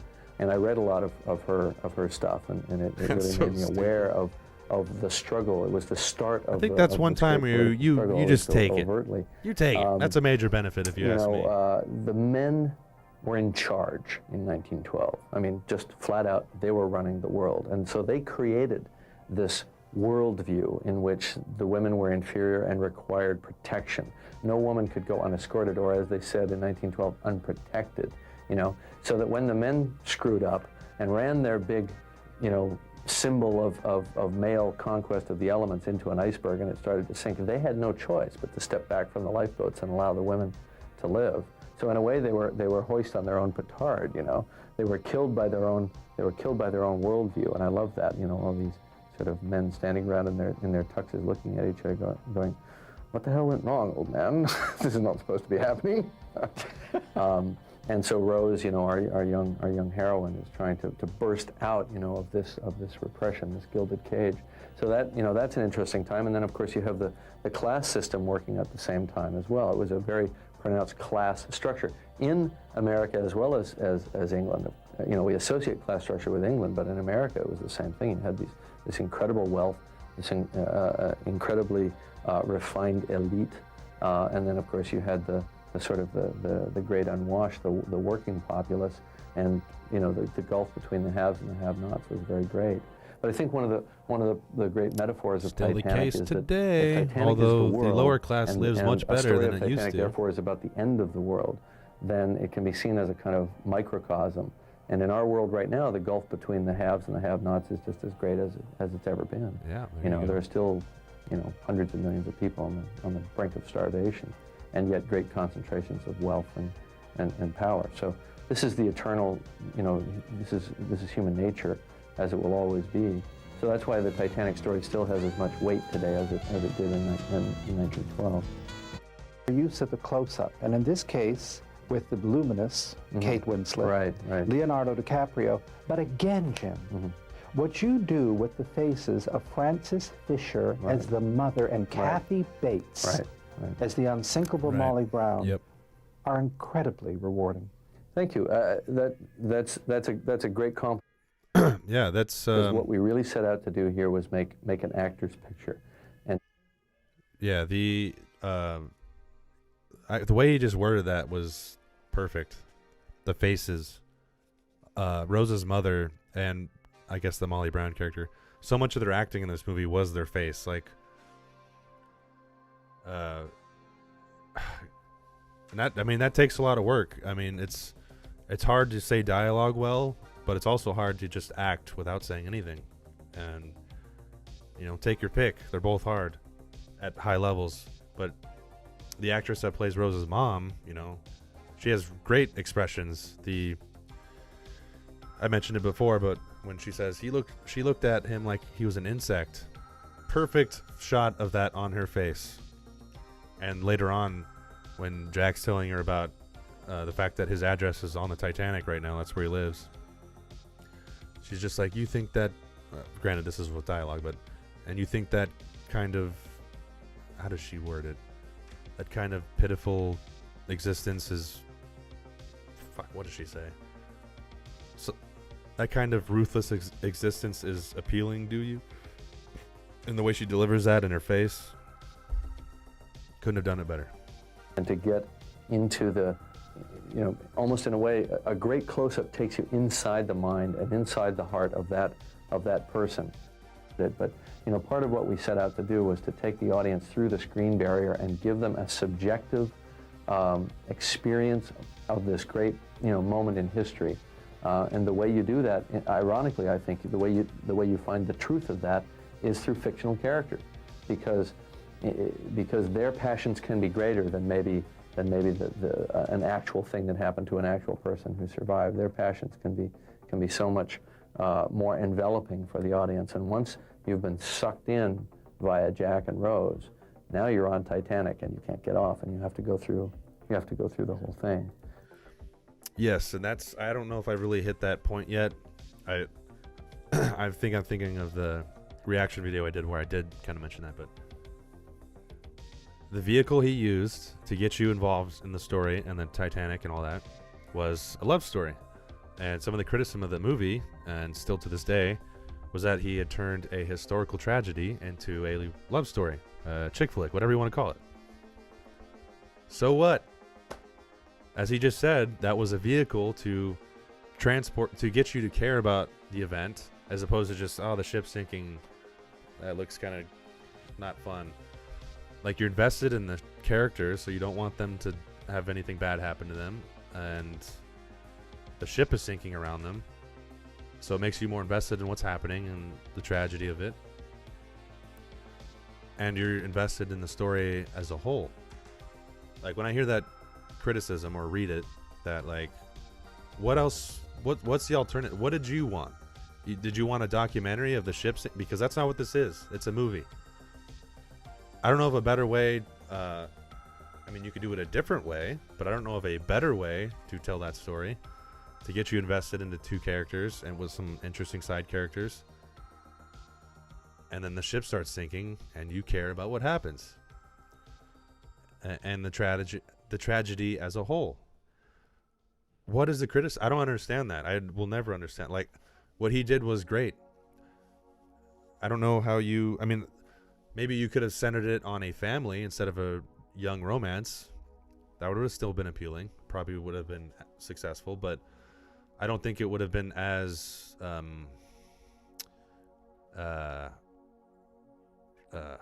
is that word? I don't think it would have been in the why can't I think of the word? zeitgeist is what I'm thinking, but the culture. It wouldn't have been as explosive in the culture if it was a family as opposed to like this romance, because it just sounds more appealing. I don't know. And it's something everyone goes through. I mean, you can argue, even though they should, not everyone, or maybe they can't, but not everyone gets the family aspect. But I think almost everyone, unless you're an autosexual like my Jack in my skit, the beginning of this, you know what the romance part is, so you can identify. Everyone can identify with that, and kind of get invested and see themselves in different ways. Yeah, most people wouldn't have watched that or those kind of documentaries. It's a movie. It's entertainment. That's also about a real historical event with fictional characters as well as actual ones. So, yeah, great. What he did was perfect. And then these little sidebar things that are going on, like the captain's kind of, emotional implosion, where he just sort of becomes catatonic over with the weight of what he's done, what he's caused to happen, and want to be sort of wags and detract money off things they had nothing to do with. Do you That's really correct. give a damn what critics or anybody in the inner community of Hollywood says about Titanic? Well, look, I think that we try to be thick-skinned, but obviously, criticism is important because it's the place in which, when the average person sees the film, they may not be able to articulate so much what they were feeling and experiencing, and it's through criticism that we. I'd say in his case, fuck no. I'd say in his case, he can say, fuck you if you don't like it, especially if you're a filmmaker yourself or a critic. Because ultimately, why do filmmakers make stuff? Do they make it for themselves? It's possible to do that. Do they want to be satisfied with what they make? Yeah, absolutely. But ultimately, they're making it for other people, an audience. So if your movie is the most successful movie of all time, I really don't think it fucking matters what the critics and other filmmakers say or what they think about it, because they just blew the shit out of your film, and he's done it multiple times. That's all you need to know. Money talks. No substitute for that. So, and if people are watching it because they hate it, you still won, didn't you? They saw your movie. If your movie is successful, that's all that really matters. Especially if it's not a, at this time they didn't, I guess there were blockbusters. Terminator 2, which he made, was a blockbuster. Not to this level. But obviously, like Marvel movies in the current climate we're in now, didn't exist. So it was more of a risk to do a movie like this. And it was famously or infamously thought to have been a bomb. Most people thought it was going to be a bomb because it was so expensive to make. Oh, a movie about Titanic, who cares? A love story. Nope, he blew that out of the water. Even though it was, never, I'm not going to go there. So yeah, why would he give a fuck? Articulate form of feedback. But to that credit, it's not just mindless, like the audience loved it because they're all mindless and they don't know what they're... No, there's a lot of good to the story. There's a lot of boundaries that were pushed. There's a lot of themes, morals, satisfying conclusions, spiritualism, all kinds of stuff. Good acting, good storytelling. It wasn't just a brainless TikTok reel that got 100 million views. Like, that's not a guarantee that what that was even anything good or worth talking about. So he's got both layers. As a filmmaker, we are able to determine whether specific things that we have tried to do, specific flourishes or whatever, are actually working.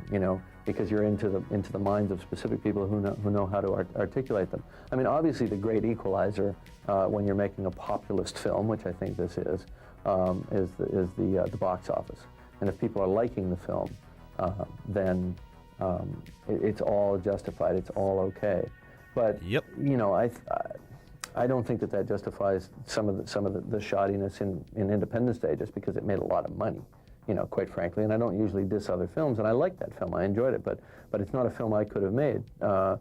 You know, so with Titanic, I think, yes, you know, we do want to make money with this film. It is a piece of mainstream filmmaking. It is a film for everybody. I say it's a film for everyone who's got a heart, you know. So in theory, it should be quite successful. But, you know, I think it is important to read the criticism and see what people are thinking as well, you know.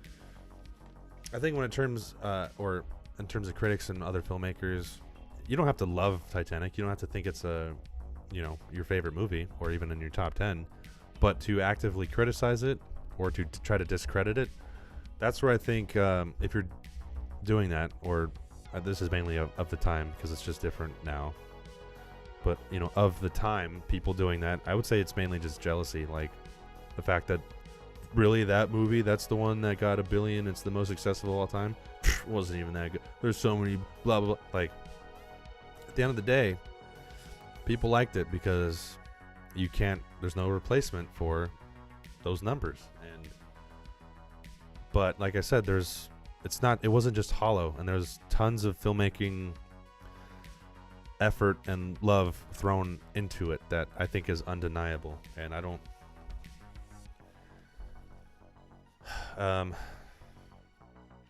yeah, there's just a lot of different kinds of films out there, and the films that Cameron makes are, you know, he's talking about like, oh, it's a populist film and blah, blah, blah. That's essentially all of his movies. Like, that's what they're trying to do. Not all of them have been that successful, like The Abyss or even True Lies, even though it was a success, it just not to this level.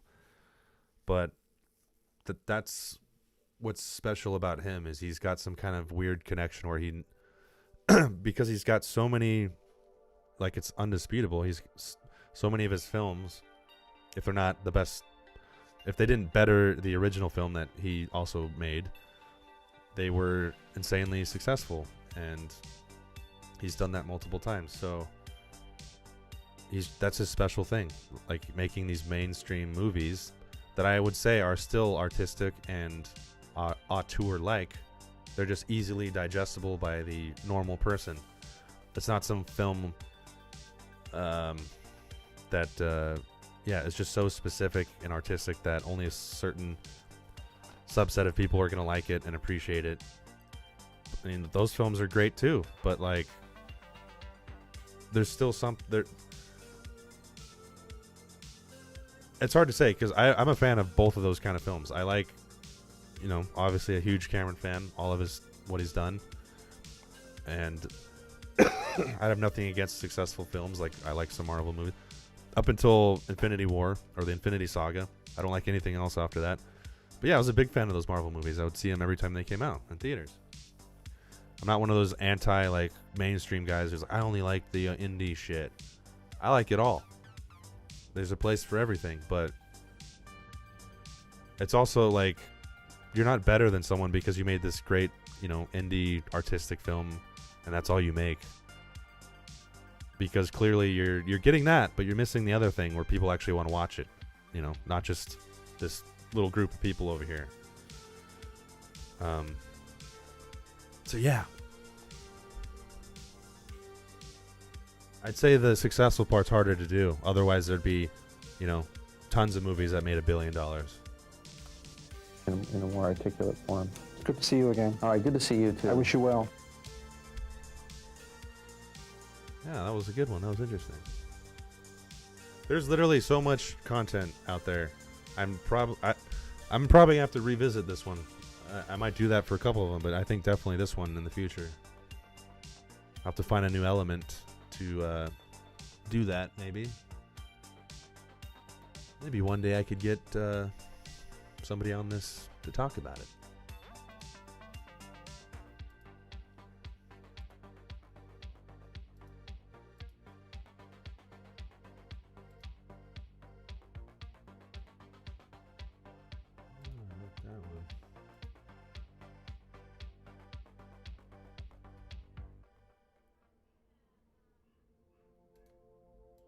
In the project as he did, which is impossible. This one's a little interesting because he's a lesser actor, at least on the movie. He's done some great stuff though. Because he's the director, the creator, and you're just a hired hand essentially. So for those that don't know, it's Mr. Andrews. I made a point of really being on target and knowing, because I would do anything to avoid being yelled at. I'm such a people pleaser, as you might have gathered, and I just really made sure that I was everywhere. I anticipated his every move, and also the thing that a lot of people don't realize is that he is actually a great director. Giant ears. With actors. He in that one scene where basically is the big scene I have where I'm telling them, I'm explaining what's happening and how we're going to go down and all of that, and he guided me through that without being he didn't. It was not bullying. He just guided me through every moment so beautifully, and I felt really comfortable, and I was happy with that scene. Where did you shoot that scene along the 6 months that you were there? Oh, that's a really hard question to remember. Well, it's just kind of interesting because it's kind of like, does he have you there for 6 months, keep you to this point where you get exhausted and then put you in this moment in the movie where your character has to be feeling that? Or was it like I don't first think, day? I don't think that's intentional. I think all of that is just scheduling. I don't think he really thinks about that. It's not like he's working on. He's got a plan to wear you down. He was. It was like midway through, but you rarely shoot in sequence on a film. I'm sure you all know that. So there were I think I shot one scene really early where I had to look up and the boat was the ship. I was never to call it a boat. Every time I did, I was yelled at. It's a ship. Is that true? Mm-hmm. Every time I'd say, well, James, when the boat, it's not a boat, it's a ship. Okay, it's a ship. So James is one of those guys with no sense of irony that you don't want. No, he does have a great. I honestly, he does. But he's serious. Yeah, he's serious, and that's why the movie was as good as it was. Right on. That's right.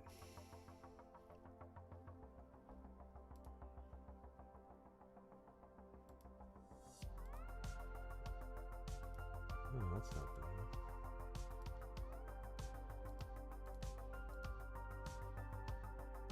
Billy Zane. Listen to your friend Billy Zane. He's a cool dude. It was more than a movie than the first day we arrived on set. They built a city to make a film. It was absurd, unlike anything I'd ever seen. When they engaged industrial engineers along with artisans. Cranes were moving on the skyline every day. Thousands of people milling around doing, building something. Always painting, always constructing. It was stunning. They built the ship 9/10 the actual size of the real thing. Mm. It was absurd. The 3D is not an arbitrary choice. It's not a kind of crass commercial, endeavor. They're not having one on. It's really good, and it really differentiates. I think if you know the film, or you think you know the film, you're about to see it again in a way that engages you like never before. That's all I can say. And I'm familiar with it, and I was like completely blown away by the nuances of all the performances in 3D. Mm. Are you normally a fan of that? Do you normally go and see films in 3D, or is this like the best sort of one? I would say normally. I mean, it's I think everything is being offered in 3D, but right now, but I think I love how certain comedies just ruin things for me. It's freaking Zoolander, Billy Zane. It's a walk-off. It's a walk-off. It really lives up to the potential. Do you have to like Cal when you play a character? I think Rose calls him an unimaginable bastard at one point. I mean, do you have to like a character when you play them? Do you have to find a bit to... You have to... yeah, I think you have to in order to mine understanding, which is all you can really ask for from an audience for a character like that. That's often a device, to move the plot along or be an obstacle, or the sharpest point of a love triangle. I found a great affinity for him in the tragedy that was the character, and likewise great humor. I find Cal very funny because his wiring doesn't really prepare him for dealing with a lot of what's going on around him. And he's a shit, by all means, but I get great pleasure in, you know, watching him react to absurd situations that he can't control or probably assumes he can. And, you know, when I think of favorite quotes from the movies, I think of, you know, like Freud, is he a passenger? Which I rather love. Or, God, so many of, you know, you don't seem like an outdoor girl, I think was one of Leo's. What about your lines, man? You had a bunch of good ones. Make almost a Picasso gentleman. I make will my never amount to a thing. Trust me on this. There's scads of them. They're all great lines. I have a child. I have a child. You have a meme, man. You forgot that one.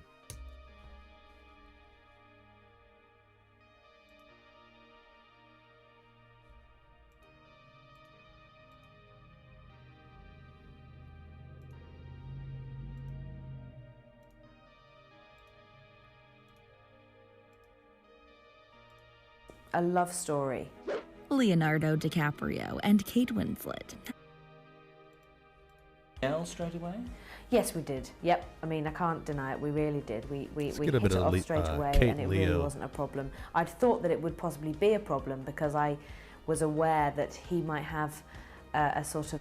I'll just say I like Kate Winslet as an actress. I think she's really great. I don't think she's ever looked better than Titanic. Not because she was younger, but I just feel like the look of Rose was really well suited for her. The hair, I mean, even the outfits and just everything. I just think it was really well suited for her. Like even this is like the modern or how she was back then after they shot the movie. Like I thought, like her character just looks really good on her. Incorrect perception of what I might be like being English and all of that kind of thing. And of course, you know, the English actors are terribly, you know, can be like that and ever so sort of Shakespearean, etc. And I mean, I know and you know that that's not really the case at all.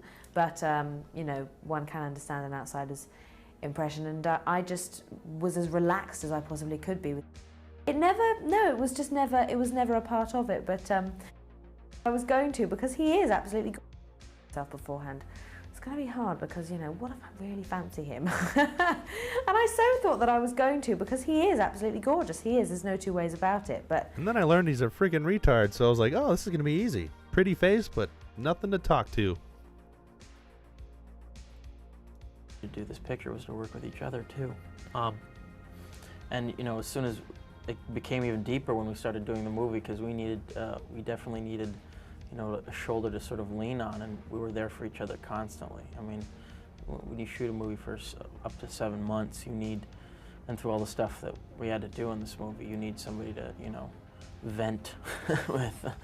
So we did a sort of a lot of all the complaining we needed to do, we did in the trailer, so we didn't need to bring it on set. But she was really like sort of these gigantic, huge films for some reason. They seem to be a lot more about the special effects and less about actually a story with content, you know? You know what I find interesting is that I feel like there's a thing with Leonardo DiCaprio and James Cameron. Like, he doesn't like him. I don't think James Cameron has an issue with him, but I feel like he doesn't like James Cameron, or he's embarrassed about the movie or something, because find me something where he's talking about it, like, other than, you know, quickly brushing it off. Like, he just doesn't talk about it. They haven't done anything since then. He's at least worked with Kate Winslet in the new Avatar, and I'm sure she'll be in the newer ones. But even before that, like, you could find stuff on her mentioning it way more than Leonardo DiCaprio. Like, literally anytime it's mentioned, he's just like, haha, yeah, like, he just brushes it off. He's never, like, since these initial interviews, he hasn't talked about it, which is interesting. Wonder why.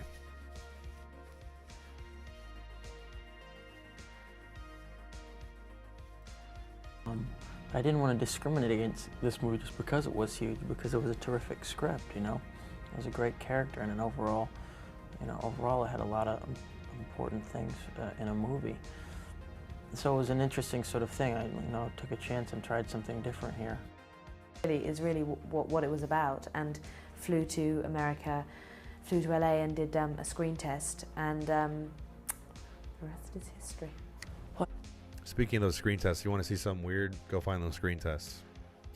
I'll save that for your own time, but it's weird to see someone else playing Jack. So maybe he was, hard to replace. But then again, you only really see it with, I don't know, there's one for sure. I forget the guy's name. I don't know if there's another one you can find, but yeah, maybe you can't replace his role.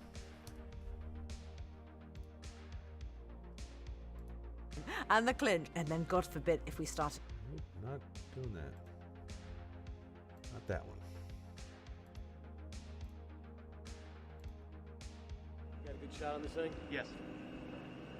Well, here it is, the moment of truth. Here's where we find out if all the time, the sweat, the money to charter this ship and these submersibles to come out here to the middle of the North Atlantic. Wish there was no music so I could keep playing. Go Union, live better. You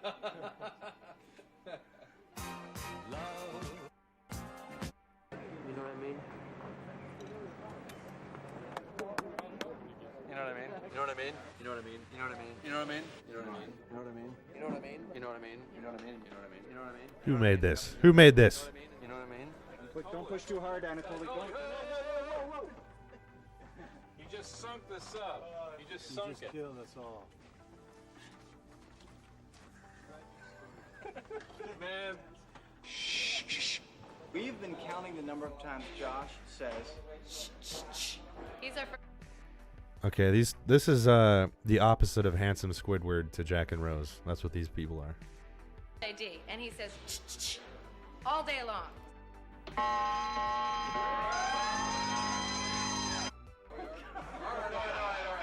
right. That's how we lost our first fortune,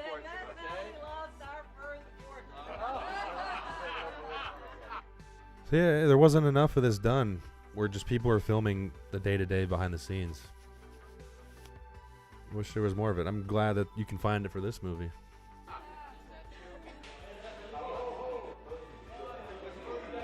And even when I'm nowhere near water, I still win my decor. Decades before decor was even invented, people still thought of decor. That part, they keep telling me it's going to Is work, it like a but one-shot deal, or? no, it can't be because we You have have to be able to so do it much again. coverage to do in here. We have them when they first come out, so we'll be in here for 2 or 3 days. We have lots of money left over. Everything's going like butter. Everything's just smooth. Leonardo, what do you think? Should we do another one? On Monday, I'm ready to go. we have good weather. We have good weather. We will be on either the bow or the A-deck promenade port. Scene 72, the bow 94, 96, which will come right back here to the port boat deck. Scene 161, 165. Okay, boat deployments, Murdoch, where the passengers, etc. Now we're gonna back to the boat. God damn it, James Leo won't leave me alone. I told him 20 times to stop doing this. God damn it, I quit. He keeps imitating me. I'm just trying to do my job. With a cast member that he turned on his freezing rays and shattered him. But that wasn't enough. He's now scattering the remains.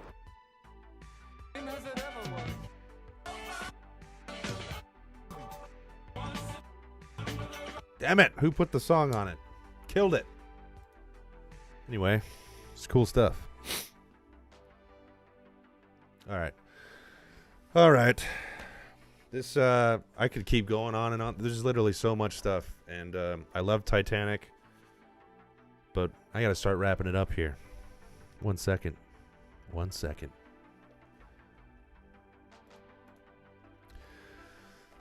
So, what's the conclusion here? Well, Titanic is epic. It's an amazing movie. Anyone who tells you otherwise is dead inside. If you open up your heart to it, you'll love it. Just do that. Is it that hard? It made my dead heart come alive and start leaking water. I don't have a dead heart. but I am kind of suppressive of my emotions sometimes, and this movie let it out. So that tells you all you need to know. Go watch it if you haven't in a long time. It's a really it's a really good way to spend 3 hours of your time. It's a timeless movie, and part of that is the amazing filmmaking on display and the lack of CGI, but it's a great movie. And it's a movie I think you should watch. I guess it depends on who you are, but I don't think once a year is a hard thing to do. It's just a really satisfying movie. I'm glad it was made when it was made, because it wouldn't be the same if it was made today. You can even look at a movie like The Poseidon Adventure or whatever, the one with Kurt Russell, the remake. Not the same. Not even close. A lot of CGI in that. I love Kurt Russell, though. Yeah, Titanic was a historical tragedy with a positive... I can't even make that comparison. But a hell of a movie was made about it, and I think it's a great tribute to the people that didn't make it, and the ones that did, that went through it, and because they carried that with them for the rest of their lives, and they lost loved ones, most of them, if not all of them. And yeah, I'm sure that it's just imagine going on a cruise, or I guess it's different than a cruise, because they were trying to travel from one place to another. It's not like they were going back. It's just a terrible thing. Like, to top it off, anytime something like that happens, it would be terrible. But it's a ship, a brand new ship, the finest in the world, titled The Unsinkable Ship. You can't sink it. It's the maiden voyage. It's a marvel of the time. It's got the finest everything. This is going to be an amazing trip. Nope. Hit a goddamn iceberg and it sinks. Hundreds of people die. It's terrible.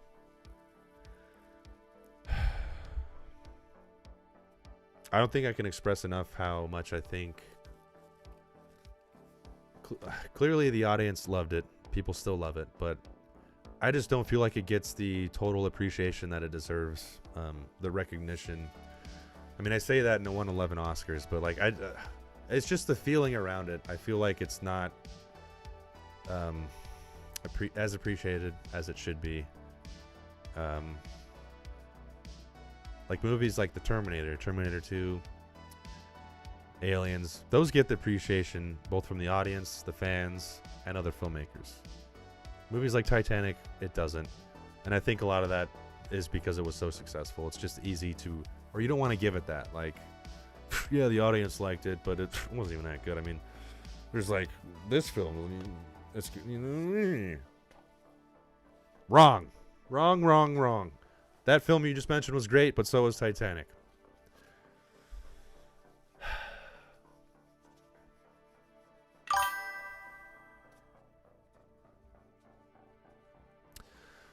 Yeah, 1,500 people. I thought it was thousands, but for some reason I was thinking 700 in my brain. But that's the amount of people that were saved, or estimated.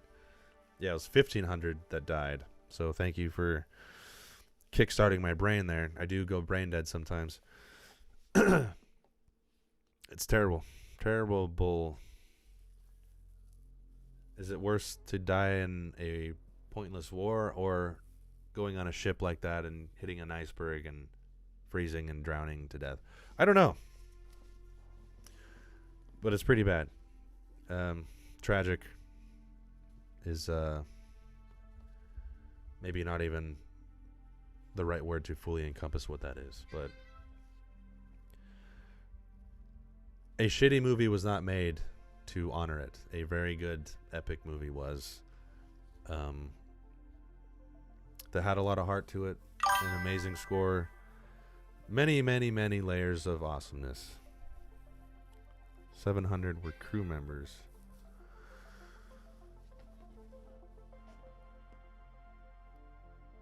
I'm just getting my numbers all over the place wrong here.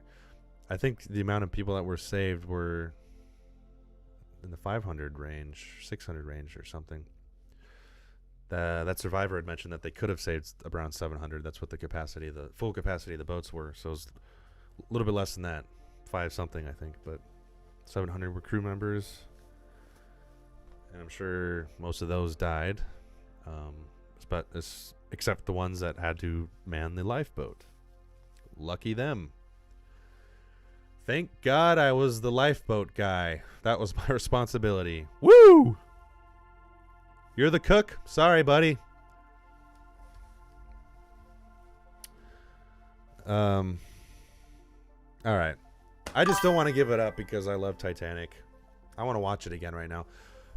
Speaking of that, like I mentioned earlier in the video, I did do a watch-along reaction video to it, which is the closest you can get to us watching it together whenever you want. It got blocked days after, copyright blocked. I disputed it. I think it's going to ultimately be fine, but it'll be back on my channel until that process goes through tomorrow at some point in the afternoon, I think. And thoroughly enjoyed doing that. After this, we're going to be talking about Avatar. And I got my own personal things with that.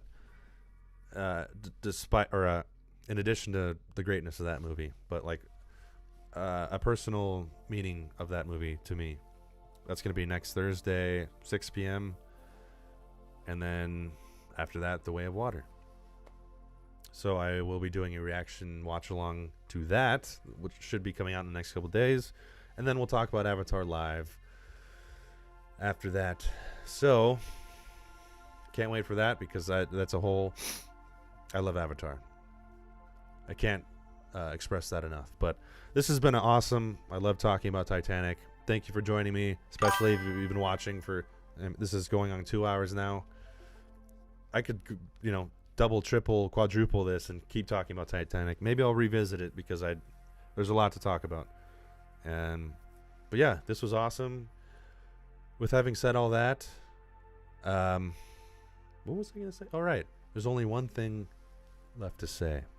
Besides, thank you for joining me. I love you, and see you next week. That's it, man. Game over, man. Game over. What the fuck are we gonna do now? What are we gonna do?